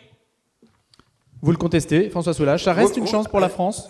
Attendez, d'abord je conteste les chiffres parce que précisément, moi de mon côté, ce que j'ai vu, c'est qu'en gros, l'effet, il est à peu près sur le plan des comptes publics, sur le plan des retraites et sur le plan des charges. Que par contre, sur le plan démographique, mais à ce moment-là, il faut changer de plan. Sur le plan démographique, on a besoin de ces gens qui apporteront autant de coûts que de charges, sauf qu'ils apporteront de la main-d'œuvre supplémentaire. Moi, voilà, j'ai lu des études qui ne sont certes absolument pas celles de M. Gourevitch, mais moi, ce que j'ai toujours lu, c'est qu'aucune étude ne démontre que c'est un coût, quand on prend la totalité, que c'est un coût en dehors du coût d'éducation, et là je vous rejoins juste sur un point, en dehors du coût d'éducation des jeunes. Sauf que les jeunes, c'est des employés de demain. Parce qu'effectivement, les coûts d'éducation de cette population qui arrive fait que le bilan est négatif du fait des coûts d'éducation. Mais il y a un dernier exemple que je voudrais vous donner. Les métiers du CARE, c'est très à la mode, c'est tous les métiers de la... Pas en Égypte, hein, CARE, oui. CARE. CARE, oui. C'est les métiers du CARE, c'est-à-dire les métiers du soin. Oui, bien sûr. Dans les métiers du soin, on manque terriblement de main-d'œuvre, et la main-d'œuvre féminine immigrée ne peut pas être employée parce qu'on lui demande des qualifications qui ne sont pas aujourd'hui les leurs. Quel effort d'éducation on fait pour qu'une maman qui a éduqué 4 ou 5 enfants puisse continuer à en garder? Est-ce qu'on essaye de lui donner le lieu pour pouvoir les garder? Et est-ce qu'on va lui demander d'avoir une lecture fluide du français pour garder des enfants alors qu'elle sait faire? Je n'arrive pas à comprendre comment aujourd'hui on impose d'abord la connaissance du français au lieu de mettre les gens au travail, car c'est dans le travail qu'ils apprendront le mieux la langue dans laquelle il faut qu'ils puissent s'installer. Moi, j'ai travaillé avec des travailleurs moldaves dans ma maison. Le mec m'a dit, mais moi, depuis que je travaille, j'apprends le français. Avant, j'y arrivais pas. C'est pas moi qui l'ai dit. C'est des gens qui sont issus de l'immigration. Or là-dessus, je ne suis pas du tout d'accord avec le gouvernement français qui dit il faudra faire des tests de français. On n'y arrivera jamais. Parce que si vous mettez uniquement dans des conditions d'éducation des gens qui ont déjà un niveau d'éducation pas très élevé, ils n'arriveront pas. Ils n'arriveront pas. Mais attendez, alors, Jean Messia, vous vouliez poser une question à François Soulages. Je voudrais qu'on aborde après une autre question importante.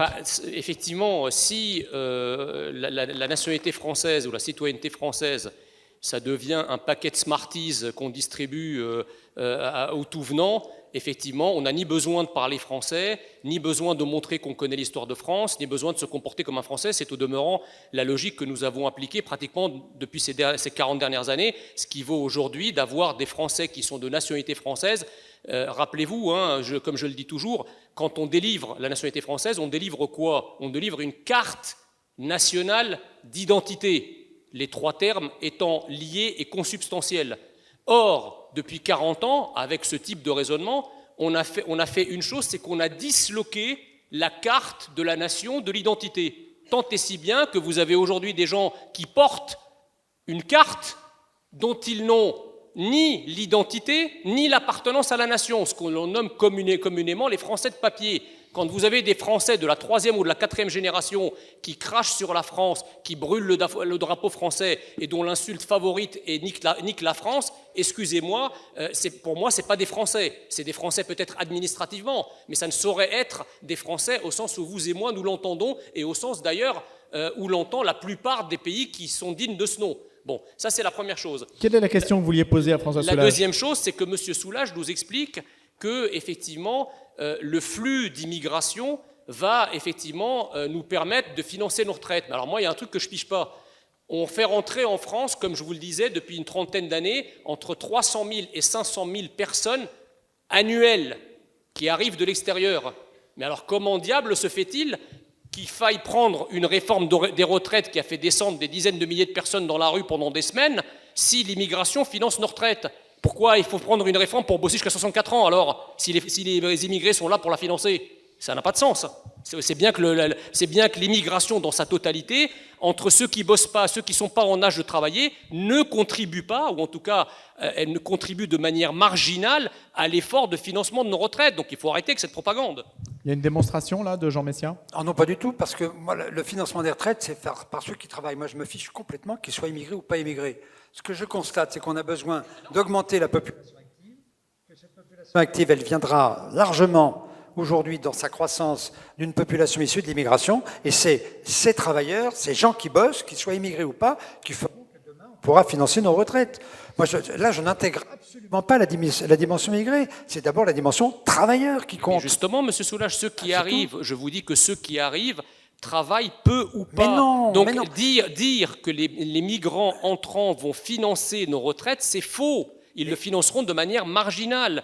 Et quand vous êtes d'accord sur le chiffre en disant que les immigrés sont 2 à 3 fois plus au chômage que la moyenne nationale, ça veut dire qu'ils contribuent à due proportion en moins au financement des retraites, puisqu'ils ne travaillent pas, c'est-à-dire qu'ils tirent les avantages de l'État-providence sans participer au financement à travers l'impôt ou à travers des cotisations sociales que 20 ou 25% d'entre eux ne payent pas, puisqu'ils ne travaillent pas. Donc voilà, c'est ça la vérité.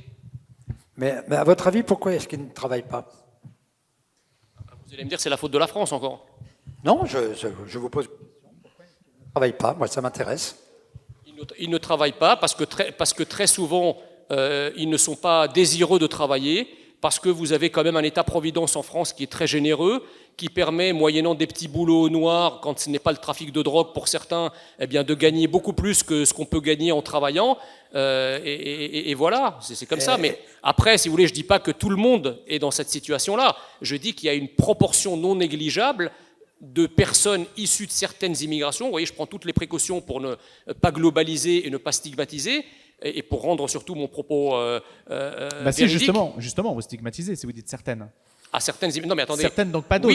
Oui, je pense que globalement, il faut dire les choses clairement, globalement, le bilan global des immigrations arabo-afro-musulmanes est négatif pour la France. Ça n'exclut pas qu'il y ait certaines trajectoires admirables, qu'il y ait certains parcours individuels qui sont extraordinaires, mais le bilan général de ces immigrations-là sur la France est globalement négatif. C'est une vérité. Je ne sais pas si vous avez fait l'essai de regarder comment se comporte un employeur face à un CV dans lequel le prénom est à Mohamed, etc. Il y a une... Non, mais vous pouvez ne pas être d'accord, je m'en fous. Vous poserez vos questions Moi, dans un je vous dis instant. ce que j'en pense. Je pense aujourd'hui qu'il y a une véritable ségrégation à l'entrée dans l'emploi des personnes issues de l'immigration. Vous avez des chiffres pour Voilà. ça? Non, je n'en ai pas. C'est pour ça que je Comment vous vous le dis, dites c'est une opinion personnelle. Alors ça, c'est extraordinaire. Alors, quand on dit que certaines Non, mais immigrations... attendez, il y a eu... Non, il y a eu... Attendez, il y a eu des enquêtes. quand on dit... Oui, d'accord. Quand on dit Il y a que eu des certaines... enquêtes à l'aveugle qui ont été Quand faites. on dit que certaines immigrations sont surreprésentées dans la délinquance et la criminalité, M. Soulages et ses amis nous disent « Mais vous avez des chiffres pour le démontrer? Qu'est-ce qui vous fait dire ça ?» Alors vous leur dites qu'il y a des enquêtes, qu'on a interrogé des flics, ça vaut rien ça. Mais par contre, ils sont capables de vous affirmer, brut de décoffrage, qu'il y a des discriminations à l'embauche. Donc quand il y a la participation de certaines immigrations à des phénomènes moins glorieux, là, ils vous réclament des chiffres, il faut attester, avoir des études de l'INSEE que vous pouvez mobiliser, etc. Mais par contre, pour vous parler des discriminations, alors là, c'est open bar, sans chiffres, sans filet, sans preuves matérielles, sans rien, mais c'est juste l'idée qu'il y a une discrimination. Donc, François Soulages, là, vous devez répondre. Je vous rappelle qu'aujourd'hui, ce n'est pas un critère de pouvoir enregistrer que vous êtes issu de l'immigration ou pas. Donc on est obligé de se reposer sur des enquêtes. Et notamment les enquêtes qui ont été faites sur l'utilisation du CV, avec tout le débat sur le CV anonymé, parce qu'il y avait derrière l'idée, que moi personnellement je crois exacte, d'une ségrégation par rapport à la nationalité ou à disons à l'allure générale de la personne. Moi, ce que je vois dans mon épicerie sociale à Nanterre, je reçois quand même chaque année 650 personnes. Et j'ai énormément de femmes, et notamment de jeunes femmes, qui cherchent à être employées. Elles ont beaucoup plus de mal. Elles finissent d'ailleurs en général par trouver de quoi travailler pour garder des enfants, mais elles ont beaucoup plus de mal lorsqu'elles se présentent chez un employeur parce que elles ont le voile, parce que elles ont bah oui, et alors non, mais on moi, va ça y me venir. gêne pas, moi. Justement, Alors, François vous Soulages. savez, quand elles ont un petit voile sur la tête, bah, venez un jour voir notre épicerie sociale, vous verrez franchement en quoi c'est gênant. Alors, et ben elles disent on sent une réticence forcément. Alors ça, mais c'est le fait que c'est ce qui explique le taux de chômage des personnes issues de l'immigration, tout simplement. Je peux juste vous apporter une réponse à ça. D'abord, vous, sur la première partie de votre propos sur la discrimination, vous dites que vous expérimentez l'idée que quand on s'appelle Mohamed, etc., ou des femmes ayant une certaine apparence sont discriminées. On a du mal à trouver du boulot. D'accord. Alors, qu'est-ce que vous pensez de l'idée que quand vous êtes issu de certaines immigrations, d'après les tests et l'observation, vous représentez entre 70 et 80% de la délinquance, et notamment dans les grandes villes? C'est-à-dire, c'est Eh bien, ce chiffre de 70 à 80% n'est lui aussi pas démontré, je suis désolé. D'accord, donc la discrimination sans chiffre est démontrée, mais par contre la délinquance avec certains chiffres, elle n'est pas démontrée. Les 70% de délinquants qui sont issus de l'immigration n'est pas un chiffre démontré. Ben, si je vous dis que déjà 25% de ceux qui peuplent nos prisons sont des prisonniers d'origine étrangère, si vous rajoutez à cela, à cela les personnes issues de l'immigration, on arrive entre 65 et 75%. Non, c'est pas vrai. C'est 25%. Non, mais attendez. Attendez. Mais non, mais ça dépend. Donc je résume, la discrimination On a compris, à Jean Messia, l'embauche on a compris. est une réalité qui doit être acceptée sans aucune démonstration factuelle ou statistique. En revanche, la surreprésentation de certaines immigrations dans la délinquance et la criminalité, ça c'est une idée qui ne doit pas être acceptée parce qu'on n'a pas de fait statistique. Oui, parce Fabuleux. Alors, François Soulages répond. Parce que quand vous regardez les prisons dans lesquelles effectivement il y a le plus grand nombre de délinquants issus de l'immigration, comme par hasard, ce sont les zones dans lesquelles ils sont les plus nombreux, et comme par hasard, ils sont dans les zones les plus nombreuses parce qu'ils sont les zones les plus pauvres.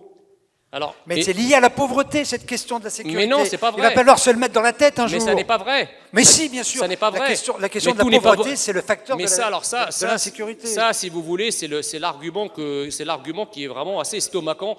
C'est comme les gens qui vous disent, quand vous dites à certaines personnes de gauche et d'extrême gauche, vous leur dites, mais il y a une islamisation à l'école avec le phénomène de l'abaya, etc. On vient à ce sujet. Ils vous disent, c'est pas une question, les enfants vont à l'école sans crayon. Mais c'est... D'accord, mais enfin, ça n'enlève pas qu'il y a un problème quand même d'islamisation. On ne cherche pas, en évoquant un problème, à écraser l'autre, mais de grâce, ne faisons pas l'inverse. Vous comprenez? On ne peut pas exciper de la pauvreté de l'économie pour écraser d'autres problèmes qui sont pour le coup des problèmes religieux et identitaires qui sont tout aussi prégnants et qu'il ne faut pas nier. Quant à l'exemple que vous citez de la femme voilée qui arrive et qui ne trouve pas de travail, alors je vais prendre un exemple un petit peu exagéré, mais on dit que l'exagération a parfois vertu pédagogique. Imaginez que quelqu'un se pointe avec une tenue de templier au Maroc pour chercher un travail dans un resto. On va lui dire quoi? On va lui dire, est-ce que je vais vous dire un exemple. Alors vous allez me dire, oui, c'est la loi, nous sommes un état de droit. Vous avez raison. Sauf que une identité, et là j'enchaîne sur le thème de l'assimilation, une identité, mesdames et messieurs, et monsieur Soulages, ne se résume pas à une agrégation de lois. Je vais vous donner un exemple. Lorsque le joueur Neymar débarque récemment en Arabie Saoudite, il a une chaîne avec une croix au cou.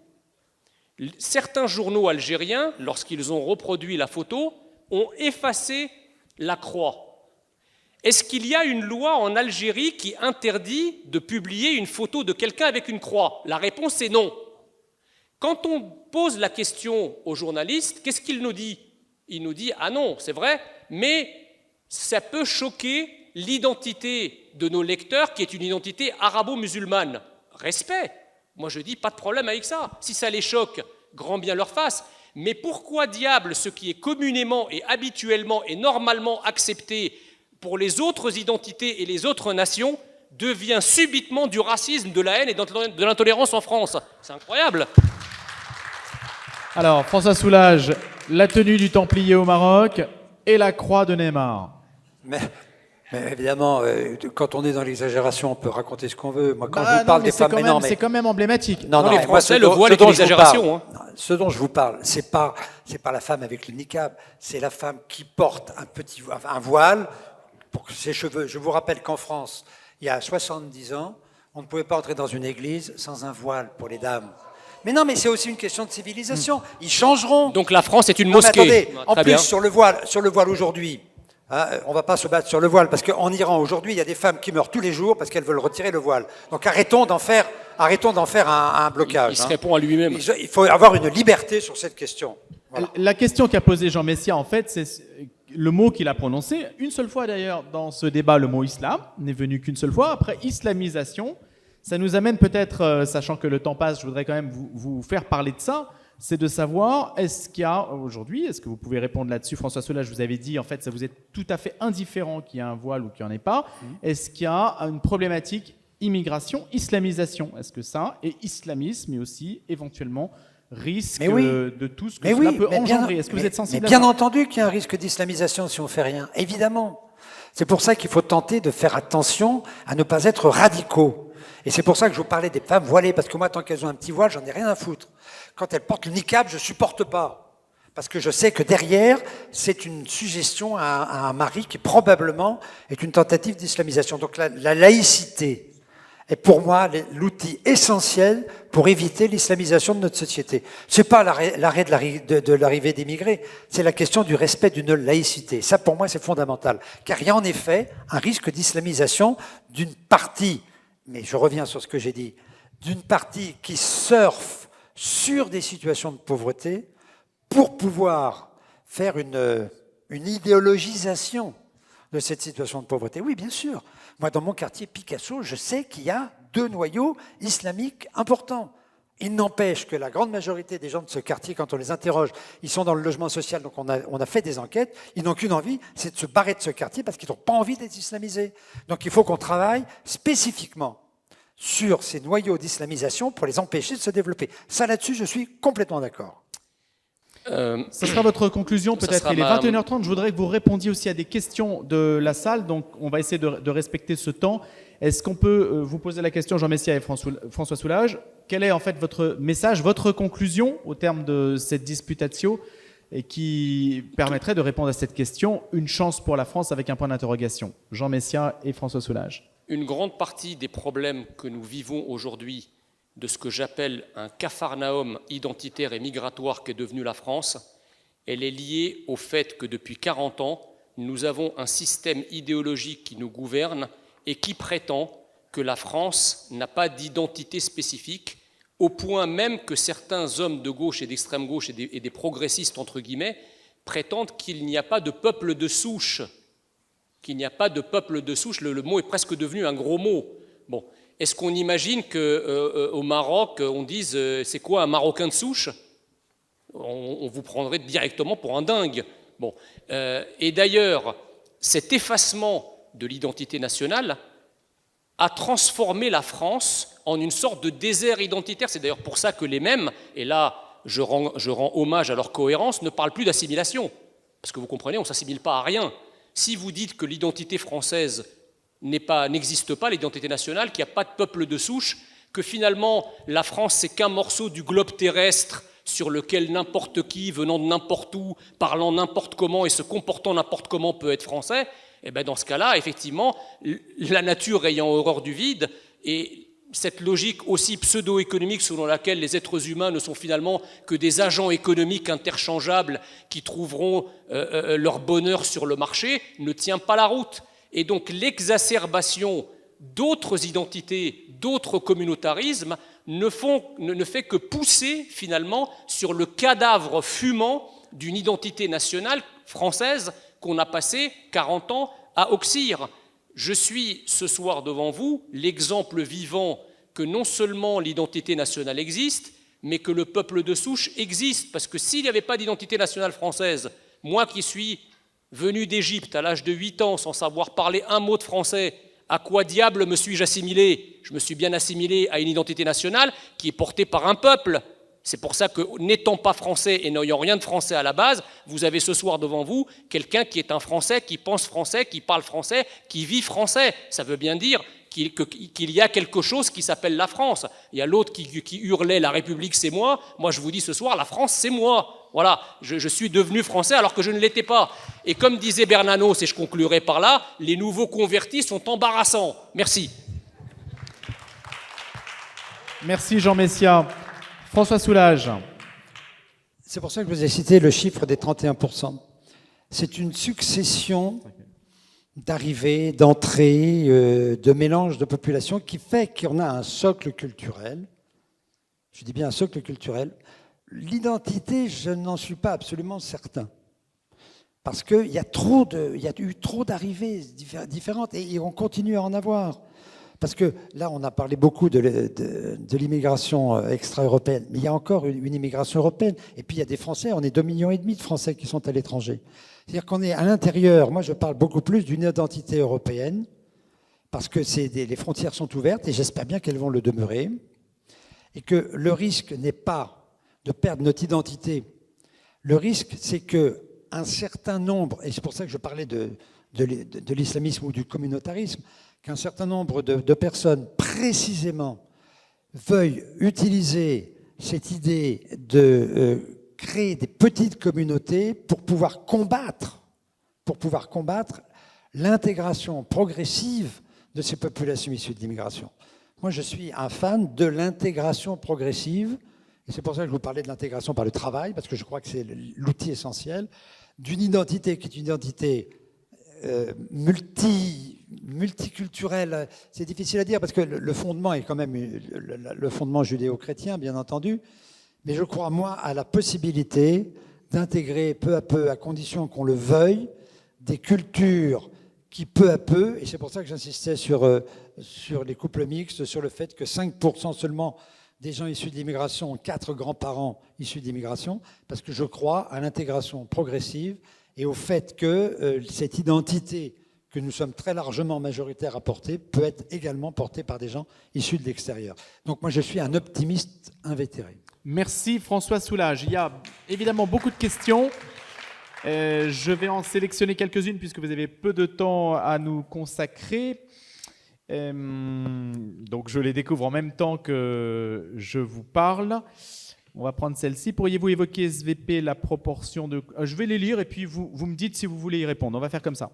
Pourriez-vous évoquer, s'il vous plaît, la proportion de clandestins? Existe-t-il des statistiques sur les clandestins? Pourquoi avez-vous engagé des Moldaves et non des Français? Parce qu'ils étaient moins chers? Question qui est posée à M. Soulages. Vous pouvez répondre. Ça, je peux répondre. Les Moldaves en question sont parfaitement déclarés. Le chef d'entreprise me dit c'est parce que je ne trouve pas aujourd'hui pour des métiers délicats, c'est des gars qui posent des Velux, par exemple, il m'a dit je ne trouve pas de Français qui ont les capacités. Et puis sur les chiffres des clandestins, je vous les donner. Le seul chiffre qu'on peut connaître, c'est l'aide médicale d'État. C'est 385 000 au dernier chiffre. Donc probablement, il y a 700 000 clandestins dans notre pays. C'est le seul chiffre qu'on peut donner. La solution pourrait-elle être une réelle politique familiale pour notre pays? On parle d'immigration, mais on n'a pas parlé de politique familiale. Y a-t-il ici un début de solution ou une esquisse de solution? Allez-y. Il est évident que la politique familiale serait la seule solution pour combler le déficit populationnel français. Voilà. D'ailleurs, il y a certains pays qui l'ont compris, comme la Hongrie, par exemple, dont on a beaucoup critiqué la politique familiale, mais au moins ils essayent, au moins ils l'ont lancé avec peut-être des résultats dans les mois et les années qui viennent. Je ne comprends pas, si vous voulez, cette tendance à déclarer la politique familiale, et osons le terme, la politique nataliste comme une politique nazie ou pétiniste, parce que ça, vous savez, aujourd'hui, ce que j'appelle l'hystérèse des totalitarismes, c'est-à-dire les effets de mémoire du totalitarisme, sont tétanisants. C'est-à-dire qu'il ne faut plus avoir de volonté de politique dans rien, puisque vous vous rappelez qu'au XXe siècle, la volonté politique, ça a donné des goulags et ça a donné des camps de concentration. Donc du coup, il faut juste administrer, gérer à la petite semaine les affaires de la France et surtout ne jamais gouverner au sens de prévoir et prévoir sur le long terme. Or, la politique familiale et la politique nataliste sont par définition des politiques de prévoyance de long terme. Donc effectivement, ils ne peuvent pas être ni pensés ni même, comment dirais-je, accepté par l'idéologie gouvernante. On va même jusqu'à vous expliquer qu'avoir des enfants ne serait plus écologique. Parce que bien évidemment, ceux qui parcourent 6000 bornes pour venir jusqu'à chez nous et qui utilisent des bateaux à moteur, etc., eux sont parfaitement écologiques du coup.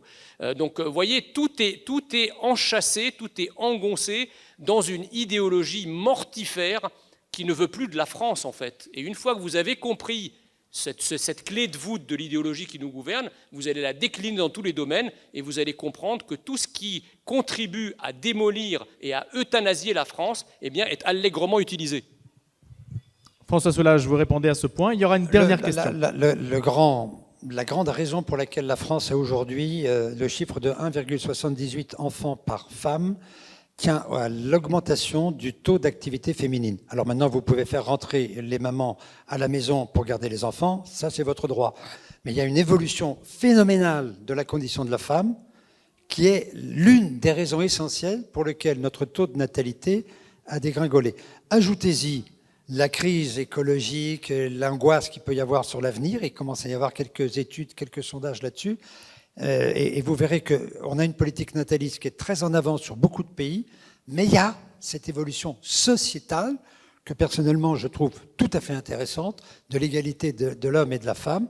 On n'est d'ailleurs, à mon avis, pas allé assez loin dans l'égalité des charges à l'intérieur de la maison, et il y a encore beaucoup de femmes qui aujourd'hui hésitent à avoir des enfants parce qu'il n'y a qu'elles qui bossent à la maison. Enfin, qui font ce qu'on appelle la charge mentale. Et donc, plus on fera des progrès dans ce sens, plus on avancera. Mais pour ça, il faut qu'il y ait des crèches, il faut qu'il y ait des assistantes maternelles, il faut qu'il y ait des congés parentaux qui soient corrects. Et là, on est en arrière de la main. Alors, vous pouvez appeler ça une politique nataliste, je ne sais pas, mais en tout cas, on a de grands progrès à faire, y compris pour tenir compte de l'évolution de la situation des femmes, que personnellement, je trouve extrêmement positive. Allez, une dernière question, elle est bonus, elle est pour Jean Messia, mais je pense que vous allez la partager. Qu'avez-vous à dire sur le fait que Jésus fut le premier des migrants avec la fuite d'Égypte, Jean Messia? Il est rentré chez lui après, non?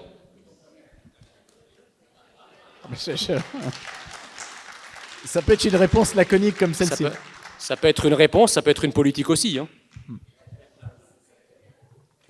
François Soulage.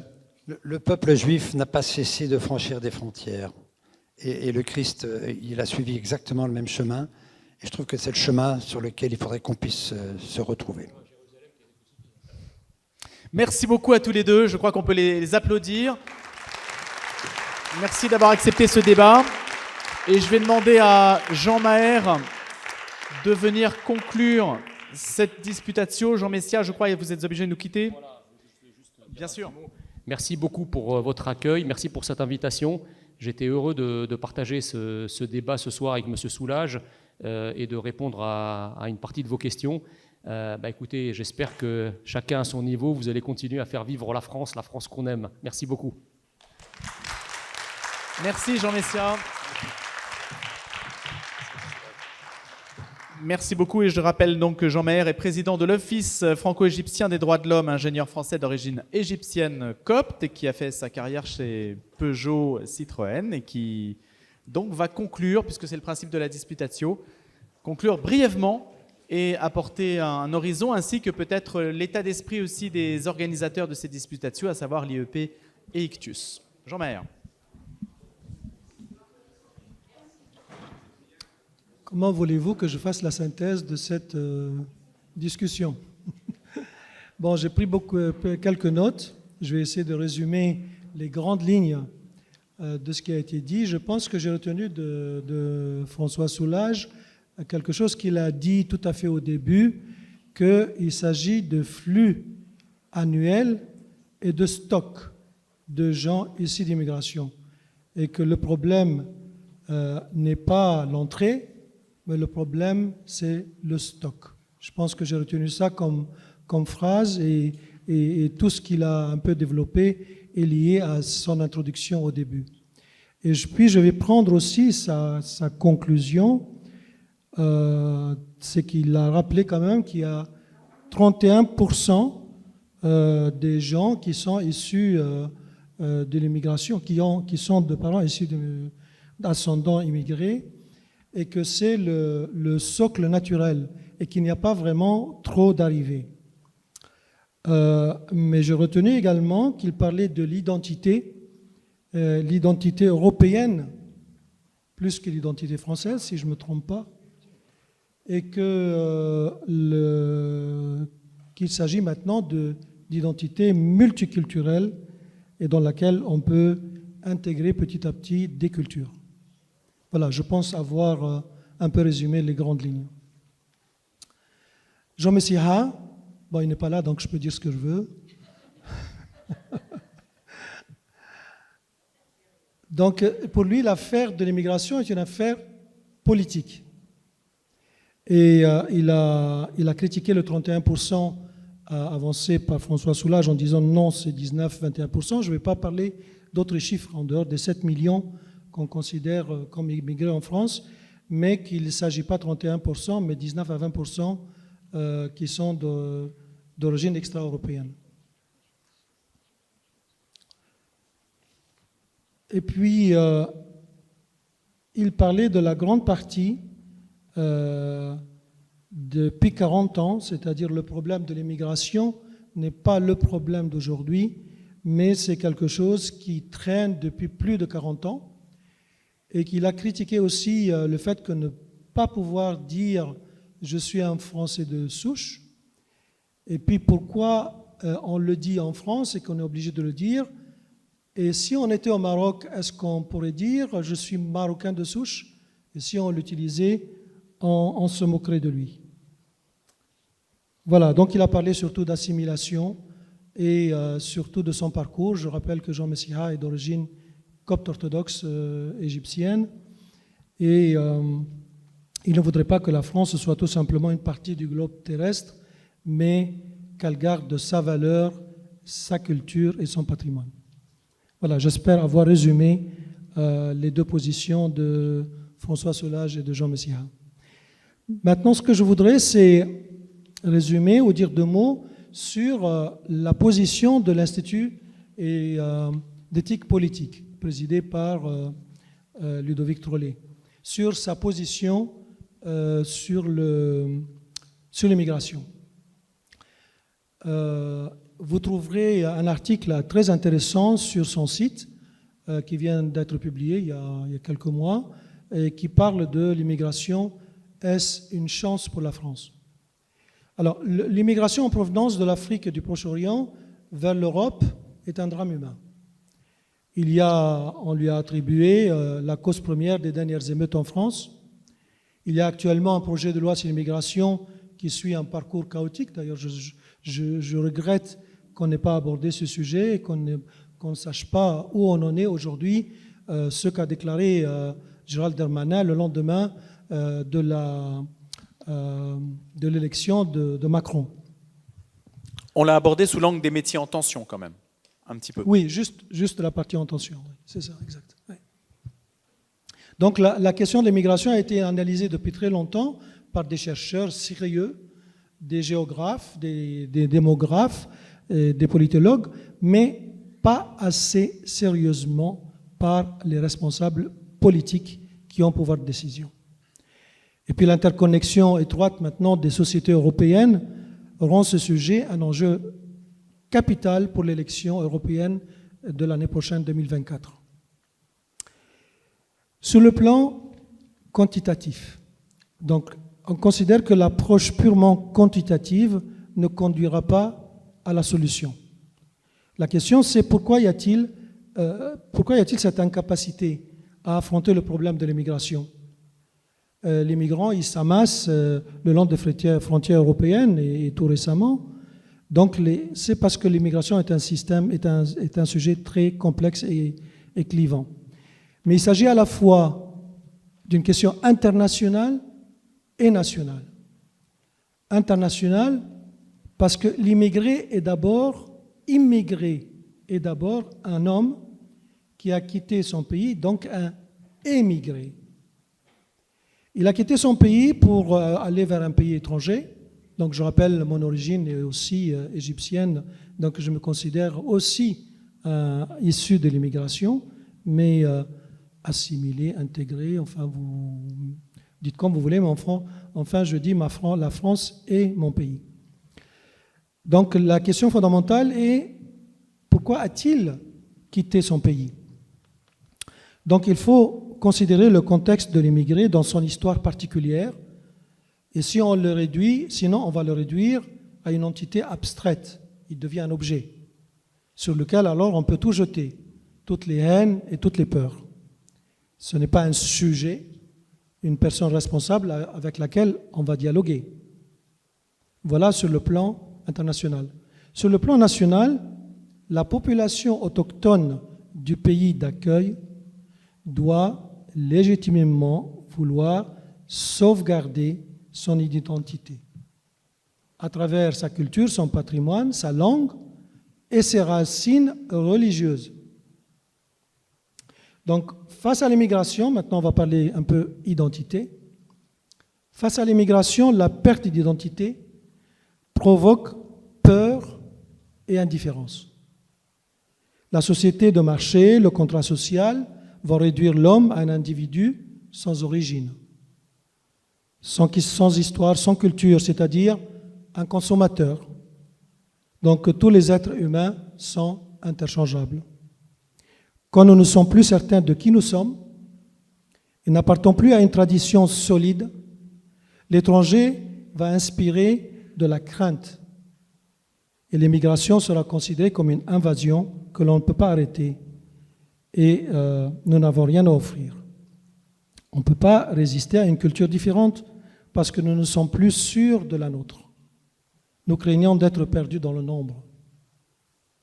Aujourd'hui, l'immigration est en grande majorité, et là j'aborde la question immigration musulmane, est en grande majorité musulmane.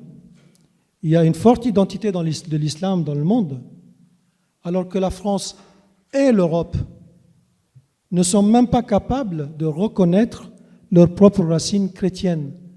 Rappelez-vous, quand il y a eu la création de l'Union européenne et qu'on parlait dans la Constitution d'un article reconnaissant l'origine et la racine chrétienne de l'Europe. C'est les Français d'ailleurs qui se sont... Chirac et ensuite d'autres, mais qui se sont opposés à mettre cet article-là dans la Constitution. Il y a quelques années, un imam extrémiste a dit publiquement, à travers vos lois démocratiques, nous vous envahirons. Avec nos lois coraniques, nous vous soumettrons. Et ça a été dit en public. Donc les lois démocratiques ne permettent pas de faire contrepoids à une majorité si elle est contre la démocratie. Et dernier point avant de conclure, le catéchisme de l'Église catholique déclare « Les nations mieux pourvues sont tenues d'accueillir l'étranger en quête de la sécurité et des ressources vitales qu'il ne peut pas trouver dans son pays d'origine. » Mais le catéchisme passe après le droit au devoir. Il passe au devoir des pauvres eux-mêmes, qui a un devoir de reconnaissance. L'immigré est tenu de respecter avec reconnaissance le patrimoine matériel et spirituel de son pays d'accueil, d'obéir à ses lois et de contribuer à ses charges.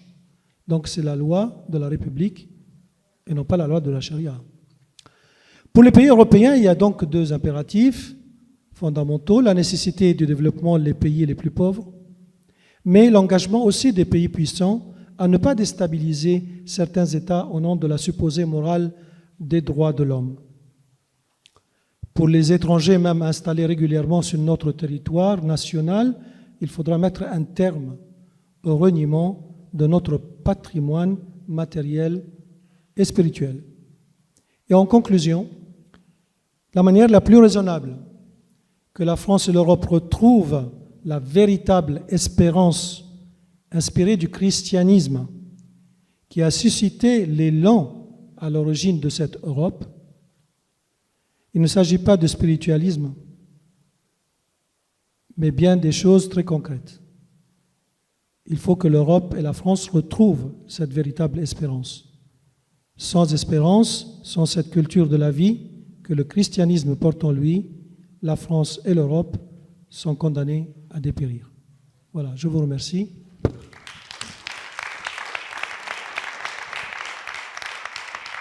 Et je passe la parole à Emmanuel Dulaurent, organisateur avec Ictus de cette soirée.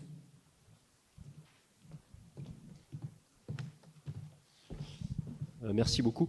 Donc 2 petits points. Donc c'est pour vous annoncer donc notre prochaine rencontre qui aura lieu le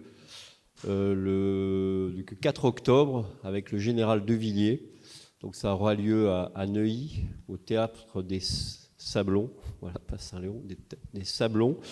Et on va conclure donc cette soirée avec une petite collation. Donc en dessous là, il y a une salle, et donc on vous accueillera avec joie pour continuer à débattre. Voilà, merci